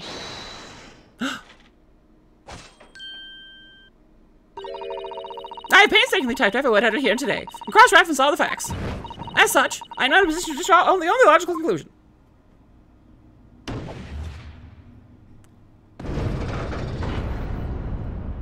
That's 4. Not again. That's 4 to 6 jury members who proposed a guilty verdict. There are only 2 left. We've had it. Every time I press these witnesses for more information, I just make the situation worse. Hi, Rocket. Nevertheless, what we need more than anything at the moment is more information. We're still very much in the dark. I suppose I'll just have to keep pressing the witnesses, knowing that more sparks may well fly. Well, 200 life point damage. We mustn't give up hope that we'll uncover something that will give us a way to fight back. But... Alright, I'll keep trying. I can't give up. Nah, Jade, it's gotta be unanimous. Welcome to juries, baby. I just need to keep calm and listen to the witnesses' statements again. Well, hold on now. New toy. True. That is a dub. Or is it? Or is it? Let me see if I can. Can I? Yeah, if you turn it upside down. Yeah, there you go. We're getting. It's fighting me. It doesn't want to. It doesn't want to. Okay, there we go. And then I just flip it, and it just. Yeah, there. Okay. We did it. We beat the game. Good night, everyone. That part is the sheath, isn't it? Are you alright, Mr. Naruhodo? Oh, sorry. Yes, I just don't really like blades. Oh. Those don't seem like the words of a man with a large katana slung from his waist. That's not a blade. That's Kazuma's soul. Don't get it twisted. Anyway, there's no sense in delaying it. Let's see what the blade looks like. Chic. Well, hold on. There's an M here. An ornate letter M. Undeniably Mr. Magnus's initial. It's very beautifully gilded, too. It must be very valuable, I should think. Ah! What is it? Look at this M. If you turn it upside down, it becomes a dub. This could change. I love anime dubs. We're gonna fight. W.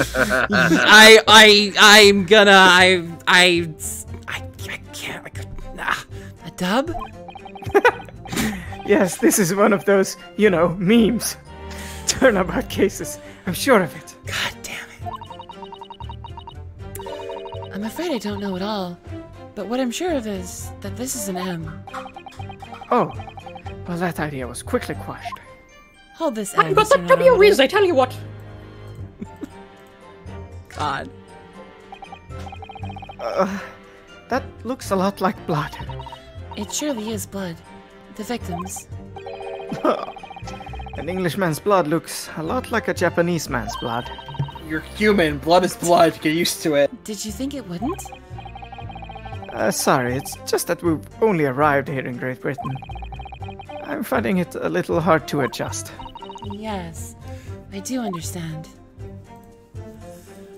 Well, it's a knife with blood on it. Shock and awe. We're done here. We're done here! Hold it! Rips out Peppo's nose. What exactly did you see? Oh, well, sir, that would be the passenger, sir. Yes, collapsed. Oh, he was. And by the passenger, obviously you are referring to the victim, Mr. Mason, the brickmaker. The brickmaker. And then the other passenger had the knife in his hand, like this. By the other passenger, obviously you are referring to the accused, Mr. Magnus McGilded. And then he plunged down like this. Passenger in the belly. Belly. What? My lord, I wish to speak. Yes, juror number 5. Do I take it that you too? As the master of the London Guild of Coachmen, the idea of a murder being committed in one of the city's carriages is utterly abhorrent to me. It wouldn't be right to make a decision before hearing all of the facts, though, I said to myself. But I've heard enough now. The horse has bolted, as they say. No, please, just keep an open mind. Giddy up now, Silverblaze. The finish is in sight. Murdered. Oh my god. There's a lot of bolts going on around in my life right now, I think. Beppo was a long-standing member of the guild, and I trust what the man says. Oh, thank you, sir. You're too kind, sir. This is too unkind, sir. Which now means that 5 jurors agreed to condemn this man. Yeah. Oh, don't mind me. Just knitting. No opinions. Madam Juror number 6. Yes, dear. What can I do for you? You have heard the testimonies of the witnesses in the stand. Oh, yes, I certainly have. Still got my hearing, you know. Then pray tell, why are you yet to pronounce your leaning? Well, yeah, the thing is, I'm a creature of habit, me. I always go to the park at around this time of day and sit on a nice bench and get on with my knitting. There's a lovely little park just near where I live. McGilded Park, it's called. The gentleman donated it to the city, you know, to put a smile on the Londoner's face, as he said. I can't imagine such a fine young gentleman would have it in him to take another young man's life. He's always doing wonderful things for the city. Oh, that's right, a man like that wouldn't stab someone, surely. Mother, may we go to the Gilded Public Library later and borrow some books? Boy, I sure am glad they haven't done any jury screening. How many Londoners live with their heads in the clouds? Do you people not know? What kind of a man Magnus McGilded really is? What kind of a man is he? A philanthropist, Magnus McGilded. has enough wealth to purchase the entire city he claims to value so highly. But where did all that wealth come from? Your client is a Shylock, sir, and one with the very darkest of souls. The dark souls of accused people in Phoenix Wright games? I like to think of myself as Elden Ring. What? Stone the crows! McGilded lends money at... what? Extortionate. Extortionate, I'm sorry. Rates of interest so his victims have no hope of repaying him. When they default, he takes possession of everything they own. He is a vulture that preys on the weak. I've never heard any mention of that before. Your faculties haven't deserted you, I'm sure, madam. So has this thought not crossed your mind? Would a man wealthy enough to buy London in its entirety not have a carriage of his own? What possible reason could this man have to make use of a public omnibus service? You're not saying that. The victim, a poor brickmaker, had next to nothing to his name save for considerable financial liability.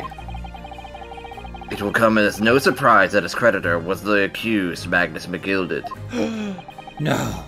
But let it also be known that the very day Mr. Mason was killed was the final repayment date for his debts. Good gracious! The brickmaker was destitute. He had lost his house. He had nothing but not even a shilling to repay his debts. I'm stumbling my way. It's quite. Just take your time, Rod. It's okay. And in the end, this pitiful soul had the very last thing he owned taken from him: his life. By the merciless philanthropist, pretender, Magnus McGilded. Oh, that's a tongue twister. I don't believe it. If I might add something briefly. Miss Susato. You claim that the victim had been lent money by Mr. McGilded. But where is the evidence to support your claim?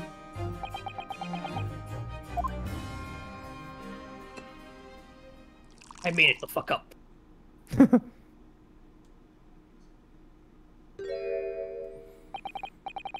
Pray forgive the discourtesy of filling my hollow chalice in a court of law. Ah, there it is! Lord Van Zeek's hallowed chalice! His charming gimmick! How can this be considered acceptable? But I find myself in an unexpectedly good humor. I had heard ladies from the Far East could show great courage, but I didn't expect to experience it for myself. As judicial assistant to the defense, I am simply doing my job. What a pity that your display of courage is in vain. Oh no. This is the debtor's ledger, which details all monies loaned by the accused. You will find the victim's name clearly recorded inside. Oh. Allow me to present this ledger as evidence. And pray forgive the discourtesy for raising my chalice in a toast to the enigmatic East at the same time. A marvelous toast, Counsel. I will gladly accept this new evidence. God, they're all Van Zeek's fanboys. What is a man? Okay. The East is Sure, burning it's a red. lot of evidence we're getting. Ah, yes. 20 guineas. The victim owed a considerable sum. What is Japan, rather?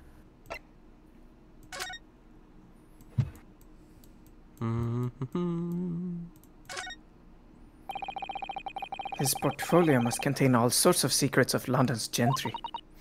Oh dear. Do you really think we ought to look inside? I think we definitely should. Well, it's not as though we know of any of London's gentry personally, is it? Apart from our great detective friend, perhaps. Actually, I wonder. I assure you, I'll not find Mr. Sholmes' name inside. You don't know that. Well, let's see what we find. Oh man. It's illegible text. Wait, I can't read English. Gosh, it's crammed full of gentlemen's names, It's isn't it? chicken scratch. Well, I suppose they're probably not all gentlemen at all, are they? After all, not everyone in this country is well off. Ah, goodness. What is it? Look at this. Do you see the name here?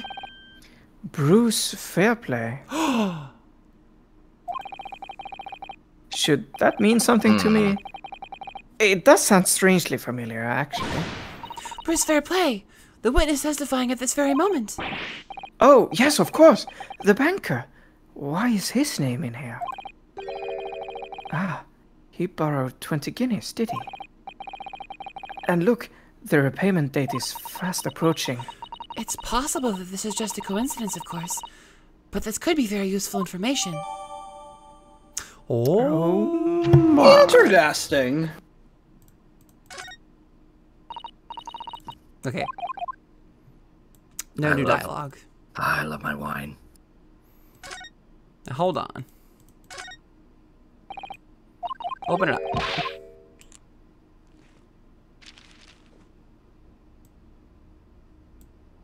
No, there's nothing on the back this time. I gotta make sure, alright? Nice try, Mel. And the accused made quite certain that he had ample recompense. Oh, dear. Well, it would seem I've had the wool pulled over my eyes. Regrettably, madam, that is the modus operandi of the accused. No. And it's such a pretty little park, too. What a scoundrel. Oh no. Still. Maybe it's all for the best. Wait a minute. Let's think about this. I don't stand for nonsense. You'll burn. Condemned to hell. She's dead. That was it. The last juror's decision.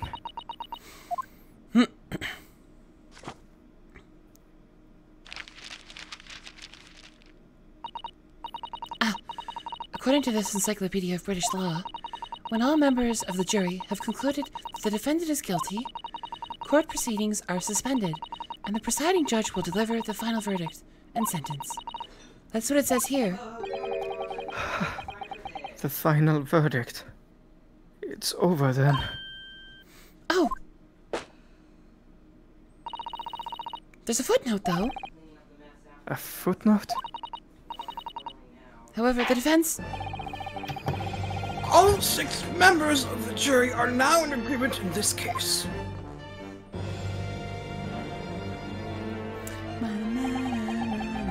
Allow me to convey my respect for your swift and righteous decision. According to the laws of this country, I will now conclude the trial by delivering my final verdict. I trust there are no objections?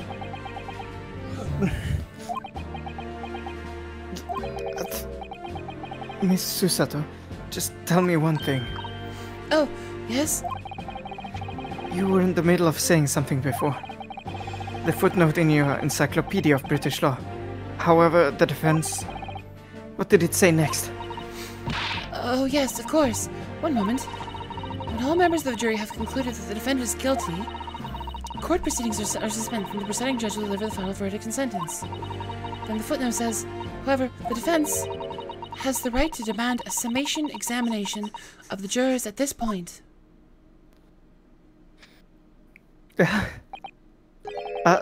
Summation? Examination? Objection! A summation examination? From which century has that tome you have there been resurrected? It was not by my hand that I was once again given flesh. Judging from the binding, I would say that book is at least 50 years old.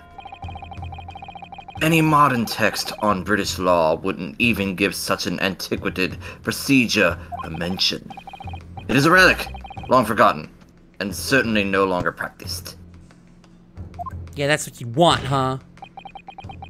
So, you're out of luck. Oh.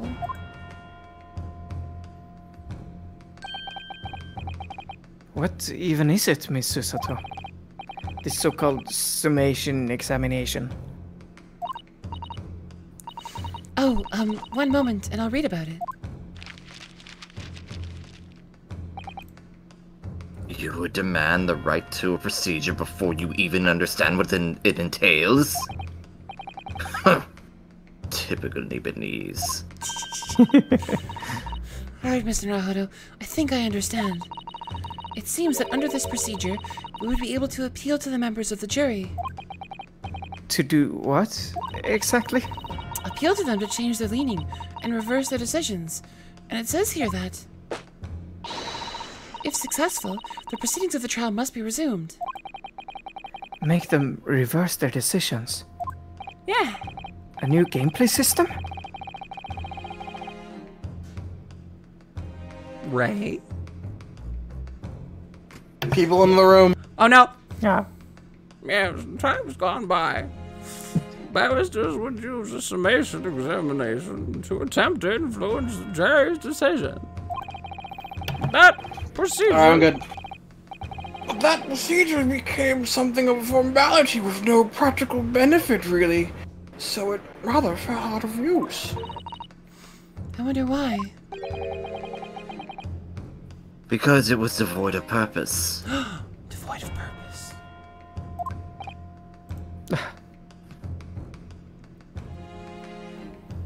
I'm just checking something. Patience, my good Christian. Goodness gracious. Can we get a quack?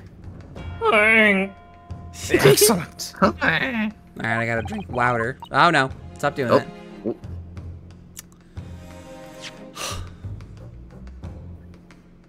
Changing just one member of the jury's mind would be hard enough, let alone several. No self-respecting defense barista would even assert his right to try in this day and age. Ah, water. Still, I don't see any mention of the procedure actually being formally revoked. What are you suggesting? I'm suggesting that although it may be antiquated and largely forgotten, it isn't yet extinct. What do you think, Mr. Naruhodo? Real method actor, this Christian here. What? A real method actor, this Christian guy. A summation examination. Our last possible option. Do we assert our right to carry it out, or forget about it? Of course we're gonna fucking assert our right. Forget about it, admit to me! The defense Forget about it. wishes to assert its right to a summation examination, my lord. Objection! Your font is amazing, sir. London, thank you. London is the capital city of the most powerful nation. We have a duty to the world to exemplify the very highest standards of judicial procedure. Yeah. Yeah. Summation examinations are an embarrassment that should remain buried. Objection. But if it's all right, it's all right. I believe it could prove vital in this trial. The defense's position is perfectly valid. The court will proceed with the summation examination. Oh, baby. It's madness. No, this is Sparta. I regret it. Are you and the remainder of the jury ready? I'm not, there was no mention of this in the letter I received, you see, so... All members of the jury will be asked to explain on what grounds they have reached their decision. On what grounds? You must all justify your decisions and explain why you believe the defendant to be guilty. Well, my lord, you're rather putting us on the spot. This is most irregular. No mention of was made of this before. I don't really hold with all this justifying luck. That seems to have thrown the jurors off. It seems none of them have experienced this before. All right then. The summation examination. A defense procedure no practicing lawyer has attempted for years, is it? Yeah. Well, just maybe. It might be the opportunity we've been looking for to turn this trial around. Bum bum bum bum. Ba ba ba. So be it then. Ladies and gentlemen of the jury, the court hereby calls upon you. Oh yeah. To state the grounds on which you find the defendant, Magnus McGilded, guilty of this most serious crime. You ready to cross-examine the jury? Judicial findings. The juror's contentions. There was no one else inside the carriage at the time, so it has to have been him. I trust the driver. He has an excellent memory, it seems. 4 passengers with fares totaling 20 pence. He stuck the chap next to him just like this. Brazen, I must say. Absolutely brazen.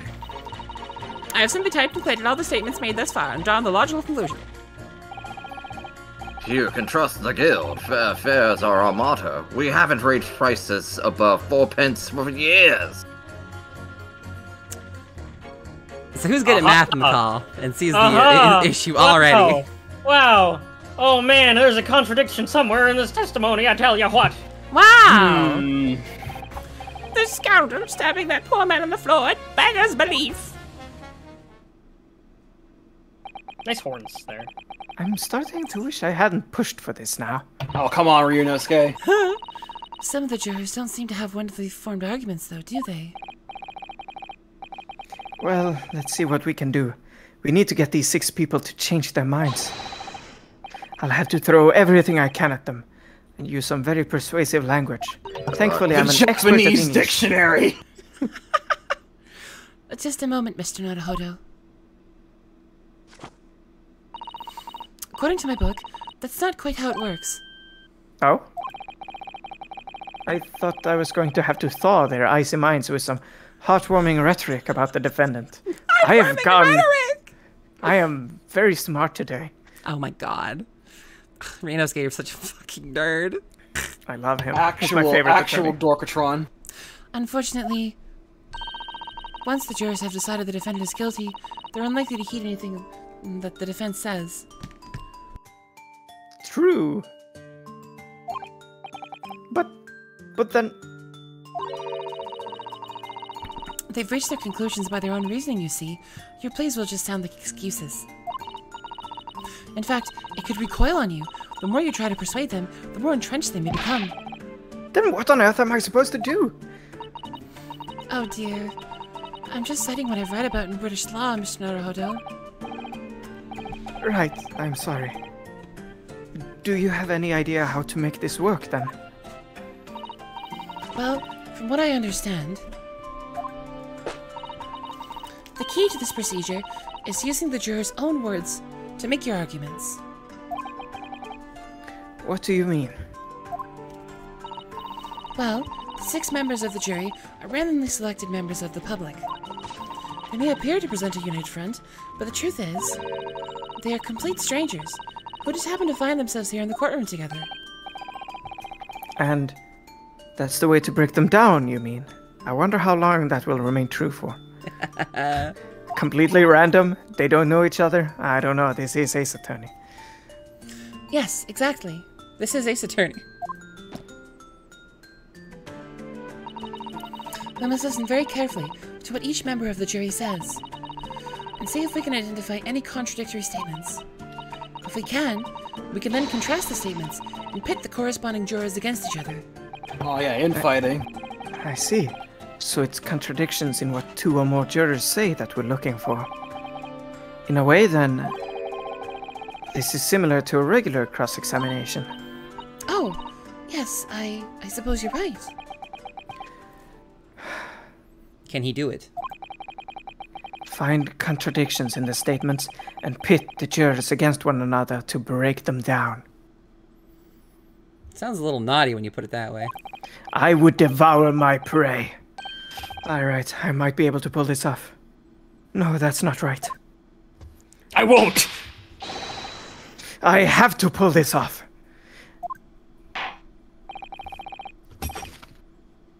Can we we start proceedings, Counsel? I would ask you to take the stand for this. I'm expecting a clear and concise rebuttal. Clear and concise rebuttal. Yes, my lord. Yes, my road. Look at those guys still standing back there. Those nerds. Rebuttal. Sorry, I'm trying to cut chunks of burger. Yum. It's hard to click and eat at the same time. It's gliding off. There was no one else inside the carriage at the time. It has to. Oh! Certainly, the testimonies. The testimonies we've heard suggest the victim and Mr. McGilded were alone inside the carriage. In character, Muscle. Precisely my point. But could there be some other explanation? Something we haven't considered yet? Such as? Could there be something else we haven't considered yet? Why don't you tell me? I mean, maybe.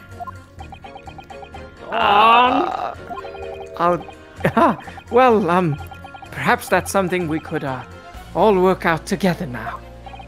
We're all friends. Now listen here. Maybe you don't know how things work around here because you're from foreign clime. We're here to form our opinion as individuals, and I have.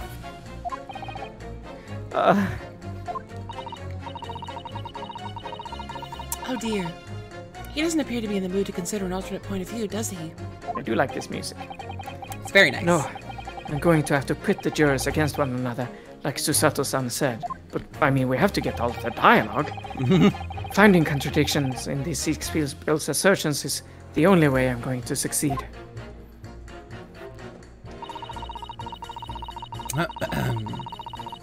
Hold it!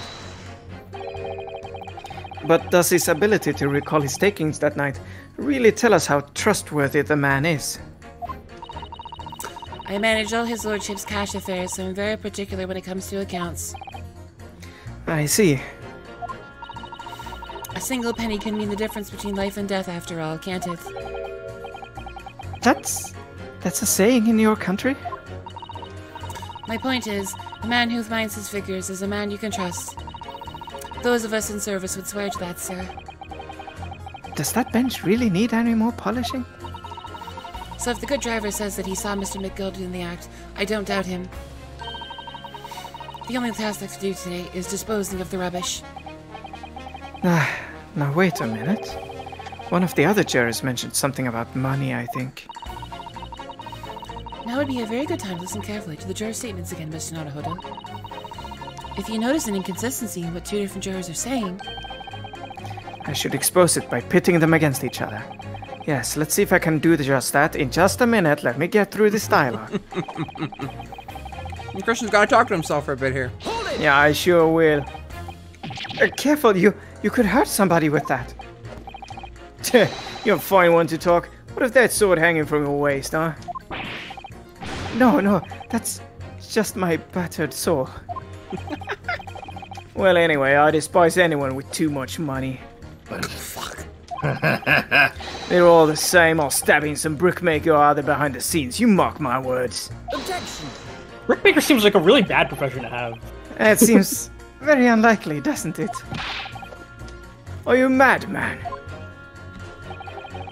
We know that small shorty's a rotten Shylock. Well, yes, that does seem to be the case, but... Mr. Naruhodo, please, be careful what you say. If he's been trying to squeeze money out of us less fortunate, then as far as I'm concerned... he's as guilty as sin. The man can hang. Come to think of it, didn't one of the other jurors have something to say about the defendant's underhand activities? Maybe. If you thought of something, Mr. Naruhodo, don't let it go. Test your theory. Pit the two jurors whose statements seem to be contradictory against each other? I feel like I'm repeating myself. No time like the present to use R to pit them against each other, or I'll never get anywhere. In a minute.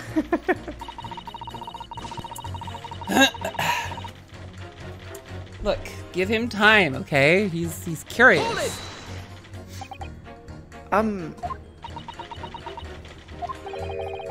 What have you been doing all this time? What have you been doing all this time? There. I should have thought it was obvious. I'm recording everything that takes place as part of these proceedings. And what have you learned from that? For example, at this moment in time, the judge has used his gavel 11 times total. The prosecution has snorted decisively at your remarks 7 times total. And I might add, each time you have gawped like a simpleton. Thank you. And what's the point exactly?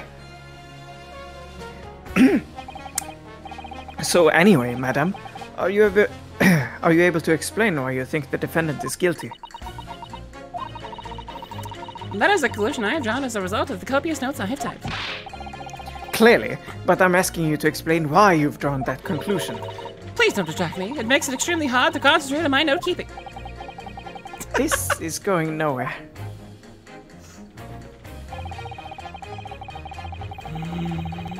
Hold it!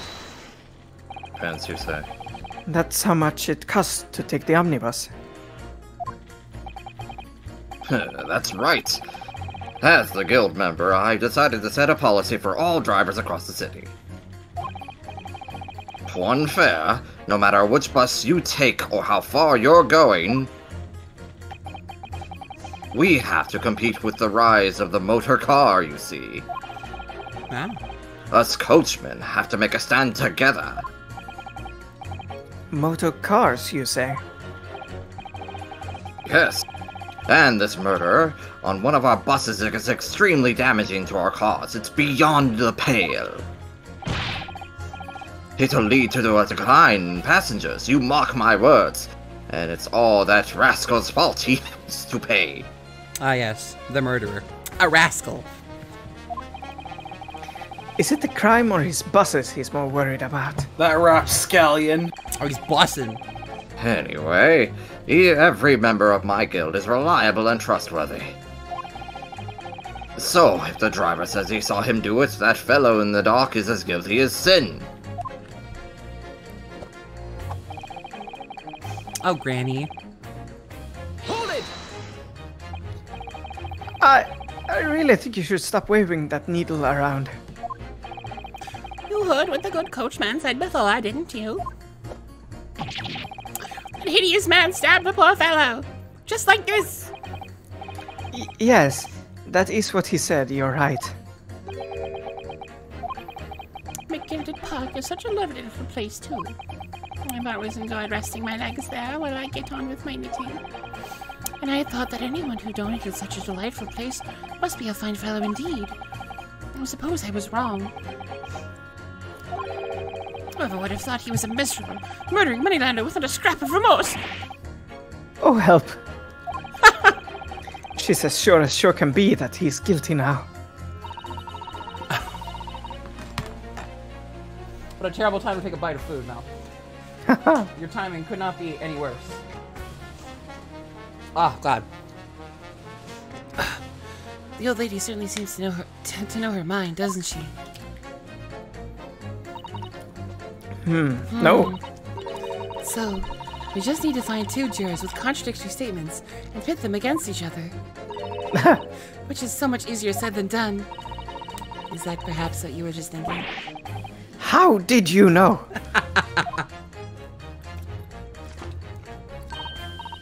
Well, I took the liberty of doing some research, in case you happen to find yourself in just this situation. Shall I read you what I found out? It's a little long, I'm afraid. We don't need to. No. Tutorializing? No thanks. If I have to rely on advice right from the start, how will I get on later? No, I need to work this out for myself now. Is that perhaps what you were just thinking? How did you know? Well, that sort of attitude is most admirable, Naruhodo. I know what I have to do. Let's listen to those assertions one more time.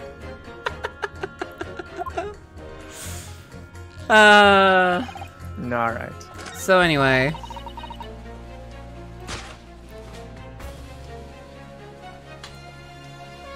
Yes. kind of scrap. Those two statements clearly contradict each other. They do? Explain yourself, Counsel. Me? Oh dear. What have I said? I swear on a Silverblaze's mane and name, I haven't the first idea what you're talking about. Is it time for the animation? Yeah! According to the group testimony we've heard so far, there were 4 passengers on the omnibus on the night in question. Yeah! Yeah, motion tracking. And according to the coachman, Mr. Beppo, he took 20 pence in fares. Quite right. I have those precise details typed neatly here in front of me. And juror number 5 also told us the following. The fare for the omnibus is always 4 pence. That it is, a fair and convenient single price. Just the way the London carriages should be operated. But that doesn't add up at all. In fact, it leaves a glaring discrepancy in the facts. Hey man, why? 4 passengers paying 4 pence each. If you do the multiplication... It would be 16 pence. Exactly. As I said, it doesn't add up. The figures are different. By 4 pence, in fact. Or precisely 1 person's fare. Look at this smug asshole. Oh, get in. 1 person's fare? Also, he was strolling around in front, and then he like ran all the way back to his side. No, he's in the middle right now. Oh, is he? You can see the cord on the far side there. Yeah, you're right. You're right. He's slamming, yeah. Yes, in other words, it's distinctly possible. There was another passenger we've heard nothing about. We're playing the theme. Oh, gracious. This can't be right. The coachmen of the guild are good, honest men, one and all. Trustworthiness is our watchword. The figures your coachman claims most certainly do not add up. Your watchword, good sir, is a fallacy. I beg your pardon? Mr. Guildmaster, I think you ought to consider that if this trial were to end now, the news will surely spread all over London. The news that one of your coachmen tried to hide the fact that he lets nefarious characters ride his omnibus. Oh my goodness. Alright then, how do I make it so this miserable trial doesn't end,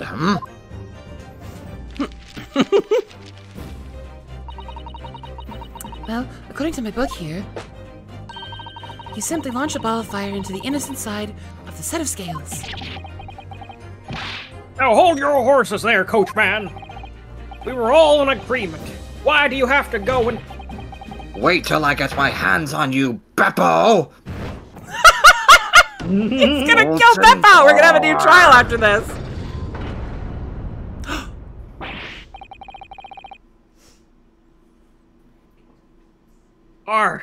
This is all very irritating. Begging your pardon, sir, I'm going to do the same.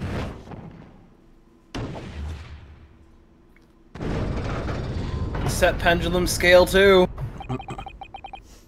For the love of Mike! Who's Mike? Not you as well. You know, Radiant Dawn. Yeah. Oh, true. I love that guy. A penny can be the difference between a smile and a tear, after all. I certainly can't put my trust in someone who doesn't follow my exacting standards in financial matters. Oh, really? I, for one, think it's only proper that we hear from the witnesses again. Oh, well done, Mr. Naruhodo. You did it! I'm gonna put that penny in your eye. I know the difference between a smile and a tear. If we can manage to change 2 more jurors' minds, we can force the trial to continue. 2 more. Actually, there is something else that's bothering me about a couple of their assertions. Then that's where you must strike next. So I need to pit 2 more jurors against each other and show there's another contradiction in their assertions. Exactly. You can How do did it. you... She's in his brain! Rent free.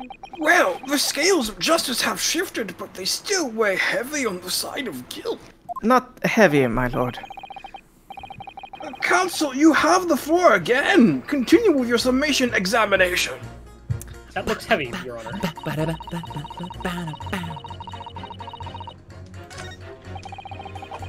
Hey, buddy! Can you press those statements where they're on your side already? I don't know. I don't I'm not think about so, to no. try. Objection! Okay, fair enough. Those two statements are completely contradictory. What? Explain, Council, post haste! Oh, dearie me. I was only knitting a jumper for my other half. What is all this claptrap? What does contradictory even mean, I ask you? Claptrap! We've heard from more than one witness that they allegedly saw the actual moment when the defendant stabbed the victim. Now, out of curiosity, juror number 3. What? Can't you see that I'm busy here? How would you say that the defendant stabbed the victim? What sort of motion was it? Yeah, wanna test me, do ya? I was like this, stuck the fellow next to him without even getting up, just like the prim banker said. Yes, that was Mr. Fairplay's testimony. Quite true. Now then, juror number 6. Oh, is that me, is it? What can I do for you, young man? How would you say that the defendant stabbed the victim, madam? Oh, well, dear, as far as I understand it, it was like this. He stabbed the poor man after he collapsed on the floor. Coachman said so. Now don't move, or I'll shoot. Take a look at these two jurors. He stuck the fellow next to him without even getting up. He's not even blinking. Oh, he is blinking. Never mind. And he stabbed the poor man after he collapsed on the floor. Well, I never. They're stabbing in totally different directions. What? Bless my stitches. What a muddle. What this tells us is that there's a strong possibility one of the witnesses isn't telling the truth. Oh! But why? Why the dickens would I lie? The dick. I don't know. I don't know that yet. But what I do know is that if the trial ends at this point, we may never find out. We may never know the real truth. Ladies and gentlemen of the jury, can you really let that happen in all good conscience? Lies, you say? Oh, dearie me. I can't abide people telling lies. Most questionably morally aligned grandma. Balance restored. The scales. I don't believe it.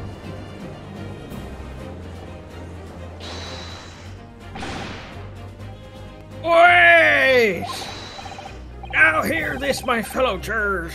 I warn you, you cannot listen to this man. Look at him in his black suit. He's clearly some devious Eastern sorcerer using magic on us all. Ah, racism. Magic must defeat magic! If I could use magic, do you really think I'd be putting myself through all this? Answer me this, Dark Jinx. A Yu-Gi-Oh card? Huh? I was gonna say Me? the same thing. How dare you? I'm sorry. This Yu-Gi-Oh card, isn't it, on the god? He's too fast. Huh? Me? I did, but you got caught up. What exactly is the problem? What of it if two different witnesses have slightly different recollections of events? What of it? Let's say Shylock did stab the victim as he was sat next to him on the omnibus. And this young dandy saw him do it. And now let's say the victim collapsed on the floor, and then the Shylock stabbed him again. And this old lady saw him do it. Well, what's to say it didn't happen like that? Who are you calling a dandy, sir? Why, I should take this knife to you. Who are you calling old? Why, I should take this needle to you. They're ready to kill each other now. I suppose that's an improvement. Yeah. But could the foreman of the jury be right? Did the two witnesses see two different moments of the same crime? So to the question. Unfortunately, Mr. Foreman. That's Impossible. What is it, you dark jinx? Come on, up with it. What you're suggesting is impossible. It's out of the question. What? What are you talking about, man? How can you possibly say that? You do realize that I'm only doing my job. As foreman of the jury, I have a responsibility to steer everyone in the right direction. So, where's your evidence, man? That's what we want to see. I say the two witnesses saw two different moments of the same crime. If you say that's out of the question, show me some proof.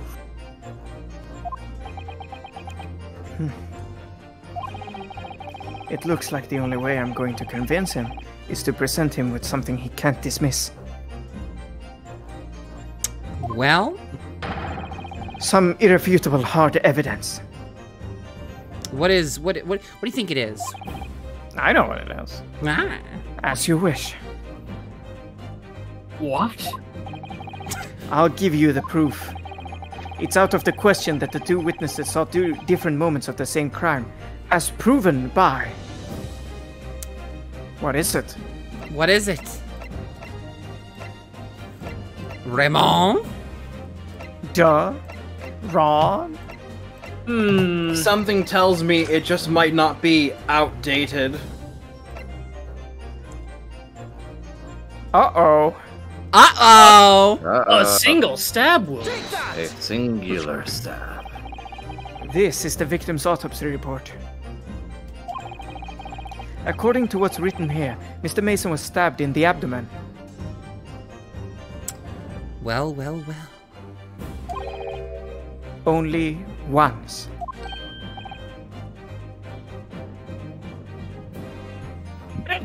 Only once? It's quite simple. The victim was stabbed precisely one time. Which means these witnesses can't possibly have seen it happen 2 different times. Oh my god. They were roommates. Alright. I can see defeat.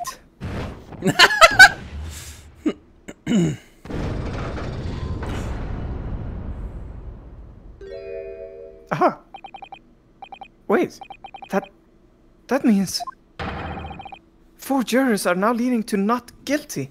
That's right. We've done it, Mr. Naruhodo. We've won.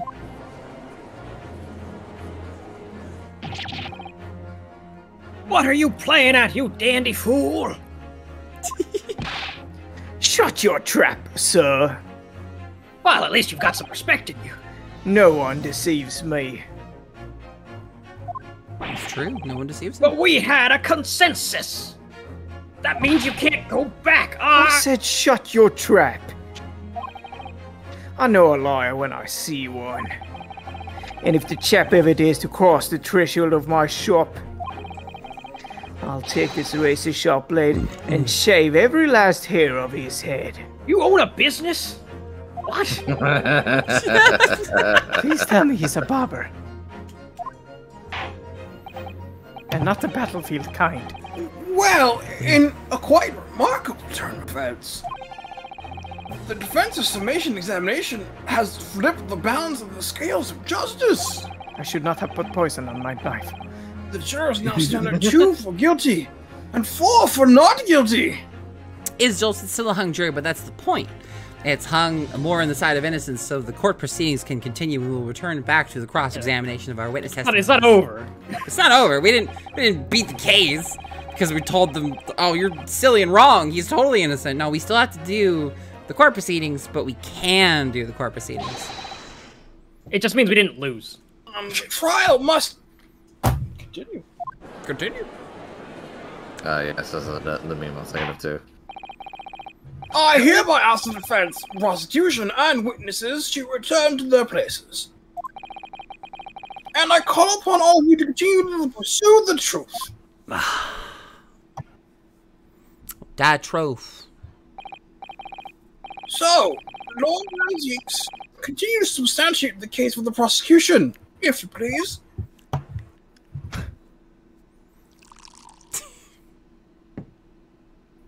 It's fucking wine.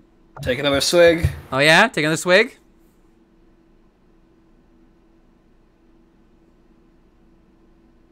I think not. Having savored the rich aroma of the carmine contents of this hallowed chalice, it may seem crash to crush it to dust. Pray forgive the discourtesy. Lord Manzeeks! Is it cold in here or is it just me? As your antiquated tome no doubt says, the prosecution may not speak during a summation examination. So I honored a deathly silence and listened to the charade. It seems I overestimated the intelligence of the jury. Oh! Damn! Damn, my homie. How dare that guy? Well, no matter.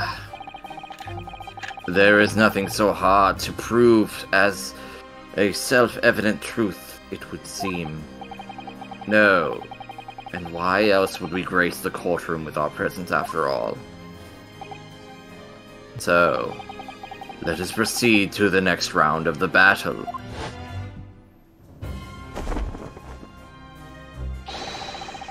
Bring forth the witnesses once more! Yes! He's so cool. He's such a bastard, but he's so cool. But enough talk! Have at you! Witnesses! If cool, why hot? I mean, shit. I trust you've heard Shit, fuck. the summation examination we've had to endure. Oh, yes, sir, that I did, sir. Of course I heard it. Oh, yes, sir. I heard it. You're so tiny! Ah! You, sir, on the end. The coachman, I believe it's Beppo? Yes, sir. My lord, sir? My name is If it Beppis. transpires that your previous testimony, you were attempting to veil the presence of a fifth passenger on your omnibus, you will be found guilty of perjury. You are advised to bear that in mind, sir. Oh, mio Dio. Now then, witnesses, I hereby call it on you to testify before the court again. You will explain the various misgivings brought to our attention by the defense's summation examination. So many misgivings. In this testimony, various misgivings. I really can't ask just that. I swear. But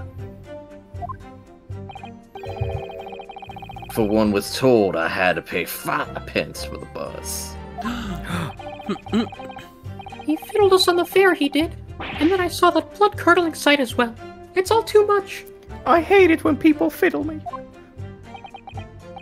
I tell you, I saw McGilded stabbing that man. Everything I said before stands. oh, yes, yes, he stabbed him. Yes, he did. So yes.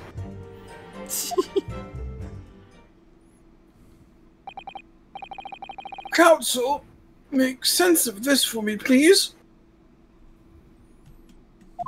No.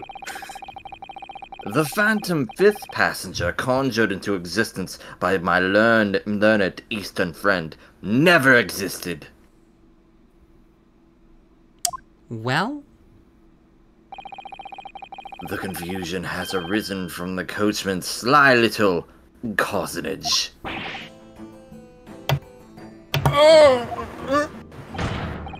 Beppo, explain yourself.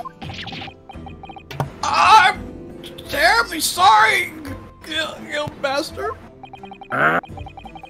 The guild spare is 4 pence across the board. You know that. I understand that you've been overcharging our passengers by a penny a fare. I'm so bad. It's so cold, and the last one of the days always half empty. Oh. You have been dishonest, coachman. I'm sorry. You have been dishonest. You're a disgrace, Beppo, a disgrace! No, not Beppo. And your selfish actions have brought dishonor on the entire guild. If I may, sir. I had to pay 10 pence on the bus just last week. What? 4 passengers at 5 pence each is, yes, 20 pence. I've done the arithmetic 10 times already, but I just can't make the result come out differently. I don't think you need to. No, that figures. Susato-san. Well, it would appear that one of the aforementioned misgivings has already been explained. So, counsel for the defense. No cross-examination, if you please. We've already had the pleasure of a protracted summation examination today. It wasn't that protracted. I see you intend to continue the parlor games.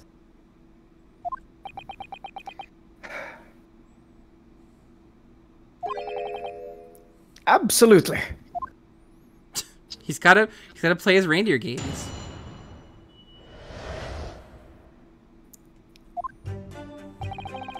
Bum, bum, bum, bum. Alrighty then. So, there were only 4 passengers on your carriage, but you didn't charge them the standard 4 pence fare. Is that right?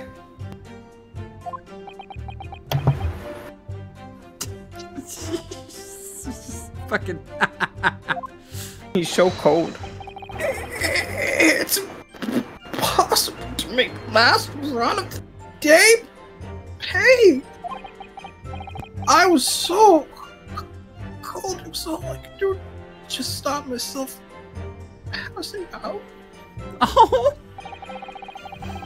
I'm getting chilblains just listening to you. How do I know what that word is? It was terrible, so I wanted to give myself a pat on the back for even keeping the bus running.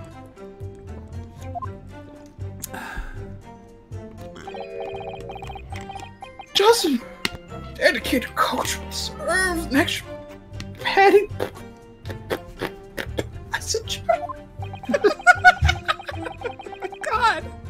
You're digging a deeper hole for yourself here. Don't make fun of his stutter, Christian. He's cold, it's not a stutter. If only there had been a... I suppose that's not much better. If only there had been a 5th passenger on the omnibus that night. Well... Then we would have had another suspect. What? Hold it! Bah. Does that mean everyone on board that night paid 5 pence instead of 4? Well, I paid 5 pence too, sir. And I just told you that I did. A flat fare, 5 pence across the board. It's not something to be proud of. The so-called discrepancy my learned friend identified was nothing of the sort. Oh, fuck. Much like the Phantom Killer you so desperately needed, it's gone, dead, and buried. This guy. Rough. I'd have been happy if it had ever existed in the first place.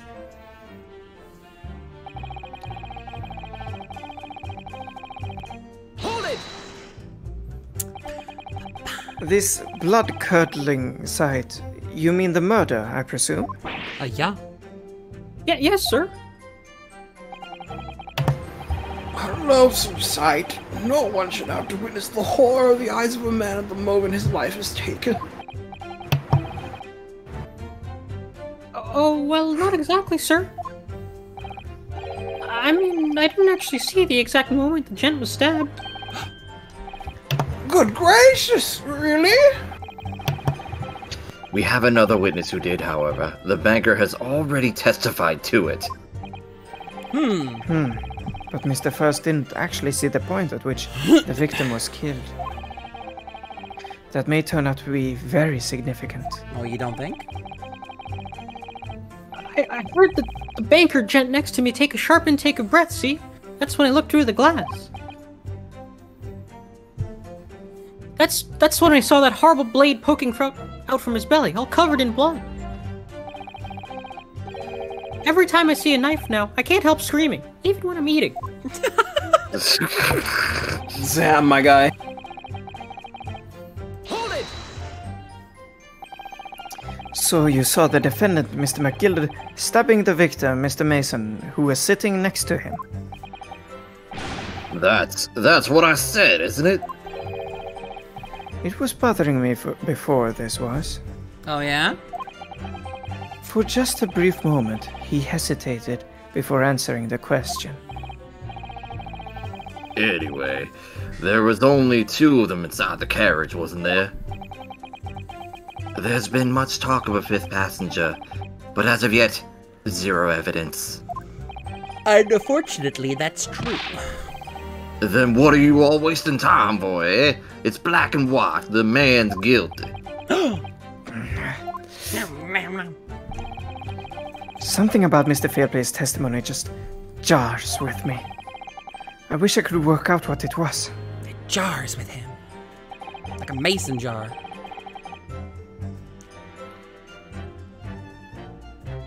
Laugh! Hold it! Earlier, you testified that you saw the moment when the defendant allegedly stabbed the victim, didn't you? Oh, yes. Yes, that's right. You said that the victim was on the floor and described the assailant holding the knife in an ice pick grip. I suppose I might have. No. Yes. Cart for the horse, maybe. He's so chilly. What's this? Well, I'm quite sure about most of it. I was dropped the horse, so I heard a scream from the seats of the roof deck.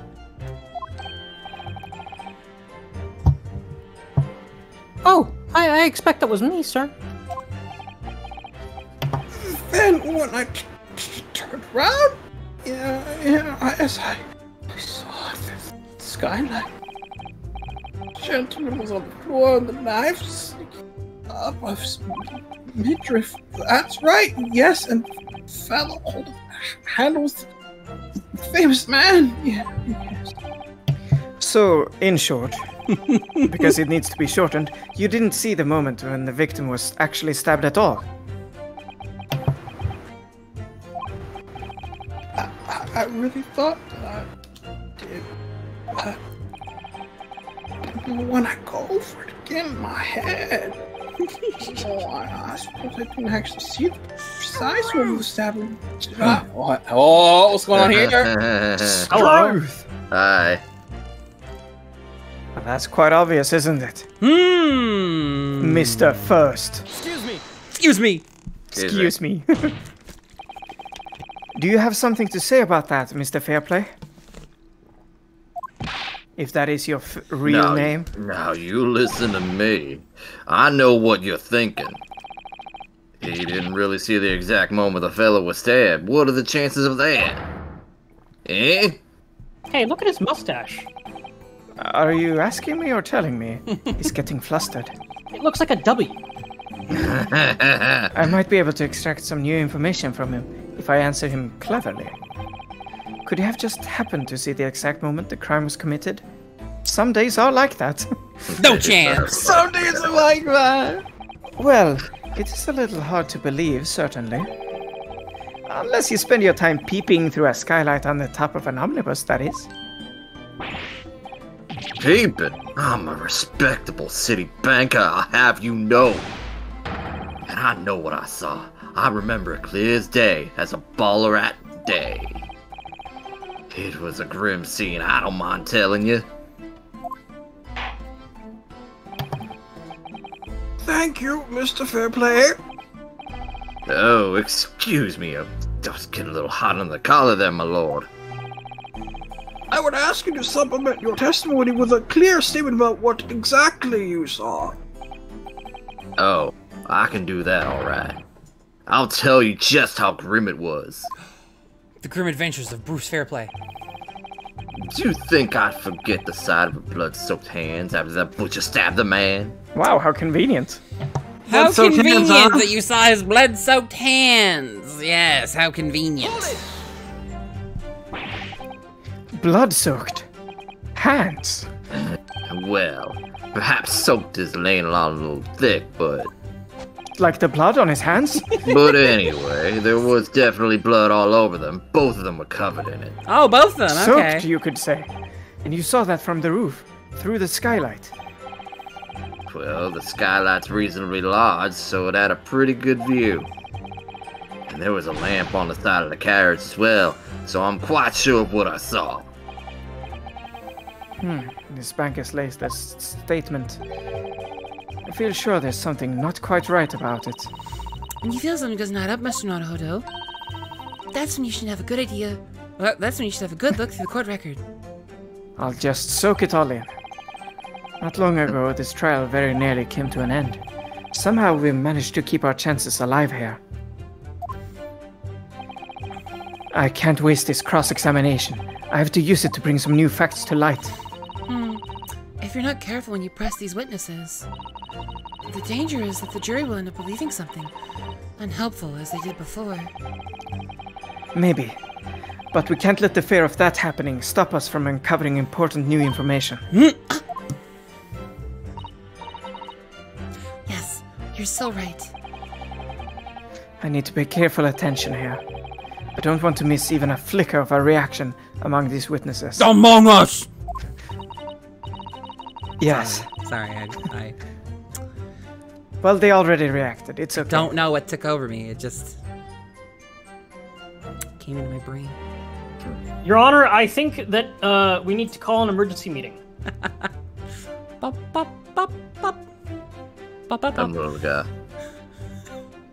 Remember, if you happen to spot one of the witnesses reacting in a strange way, don't hesitate to pursue them as to the reason. You try to accuse them of being the imposter.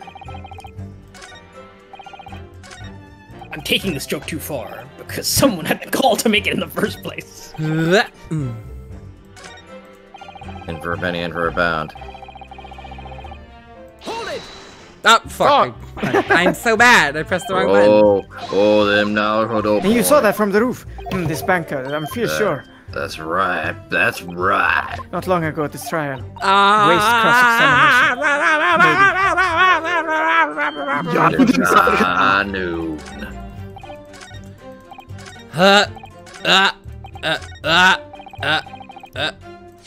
There we go. Shibba! Blood-soaked hands. Face off? Well, I admit that soak might be laying a little thick, but anyway, there was definitely blood all over them. Both of them were covered in it. Well, I'm very sorry to disagree, Mr. Fairplay, but that's more than a little peculiar. Look at a smug pose on him. Smugging it Lean up. back, chin down. He's got his one hand on his hip and the other on fucking Kazuma's soul. I love this, man. He's so cool. So cool. What? Here are the gloves worn by the defendant, Mr. McGilded, on the night in question. Oh, yes, right. And there certainly does appear to be a sizable dark-colored stain there. But, as I'm sure you can clearly see, it's only on the right-hand glove. Oh. What are you doing? He's eating his cane. In short, Mr. Fairplay, your testimony is inconsistent. But no, that can't be right. So you're the liar here, then? That's right, you were quite clear about it. You said, it was both hands.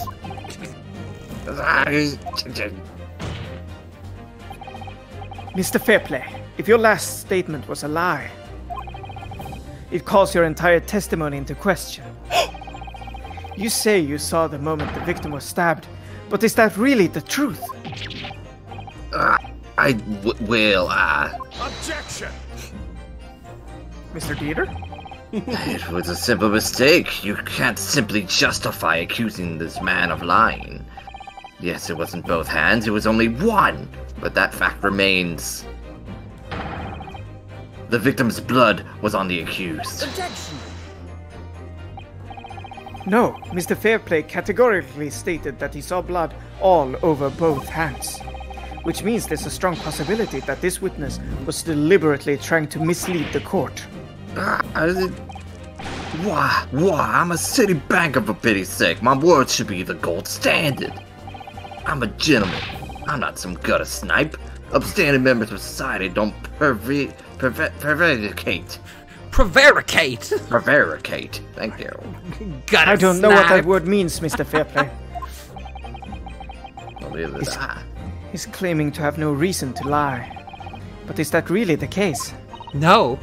Miss Naruhodo, if we had some evidence to explain why Mr. Fairplay might be lying, it could turn the tide in his trial completely. Something to show this man has a compelling reason to lie in his testimony. Oh yeah, baby! It's all coming together. My lord.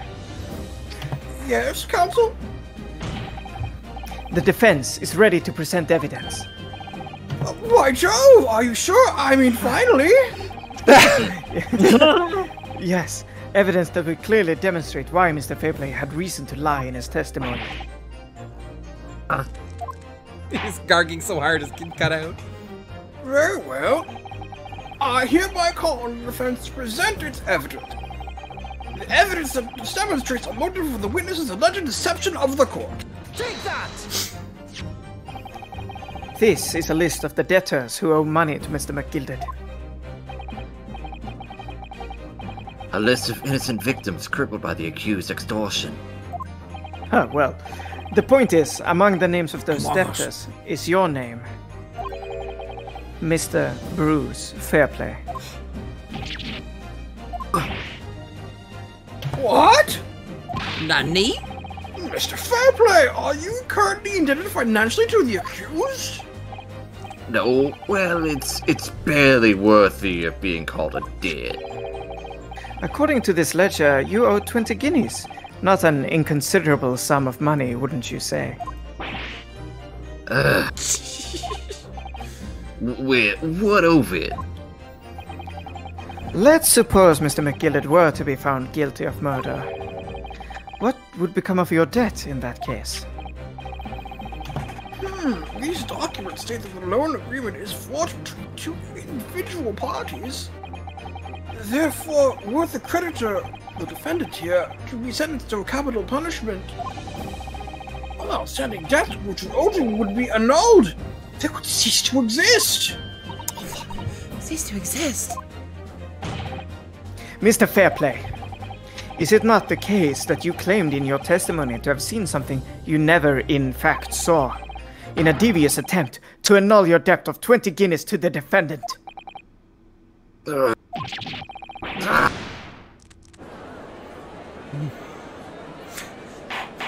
We gotta fix your mic cut now, Ron. Order! Order! Order! Mr. Bruce Fairplay! Yes, my lord. Let me ask you again. Be aware that your answer may have most serious implications upon your future, sir. Did you, or did you not, see the precise moment in time at which the defendant is alleged to have thrust a knife into his victim? Uh-oh. Your silence speaks volumes. You did not tell the truth in your testimony. Alright, now let's not make a melodrama out of this. Perhaps I did overstate the truth a pinch. A pinch? A pinch!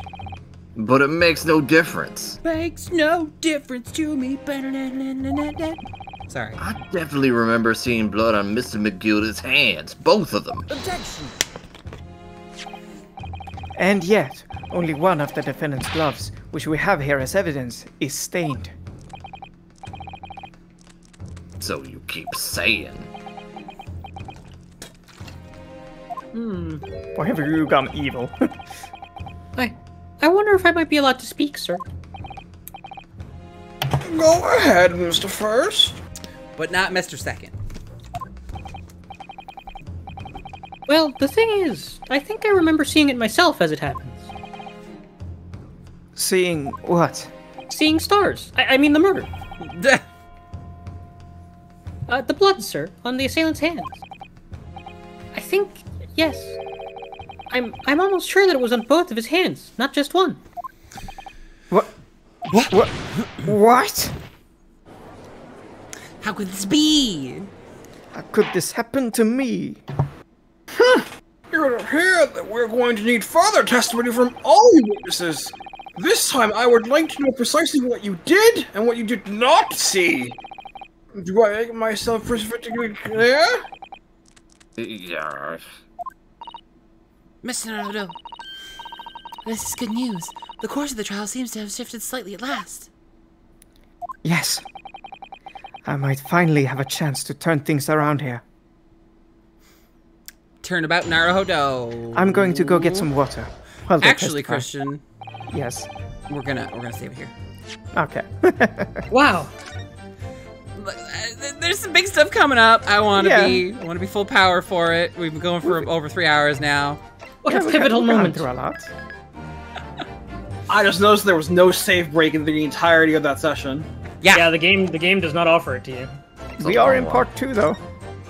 It was just wheeling it off. Wheeling it off. And in part 3, there's gonna be an achievement to get, so we've gotta be on the lookout for that. Alright. Chadicus Maximus, thank you for coming today. I hope you We've guys all enjoyed the had a stream after great so time. long. That was fun. I know. Christian, you murdered me. You're fucking... your gangly man voice. Fucking Chair 3. I hope I did okay. I was looking. Ray, you're doing great. Ron, your Van Zeeks is killing it. Duck. Fuck, dude. Yeah? I'm Mr. First. Mr. Lady First. Mr. Lady First. That's me. That's me. I'm sure it's All right. not a big deal. Next Saturday, we'll try to finish off this case. I'm going to try to stream this week, Cat. I got to get back into it. So hopefully there'll be OG1 on Tuesday and Fire Emblem on Thursday. I'll see you guys then. Thanks for coming. I'm glad to be back. I'm really sorry that I keep disappearing so often, but the brain is a weak organ. Yes, it is. And it controls so much. I know, it sucks. I'll see you guys next time. Bye. See ya. Farewell. How about you? Whoa. No. Wow. There we go.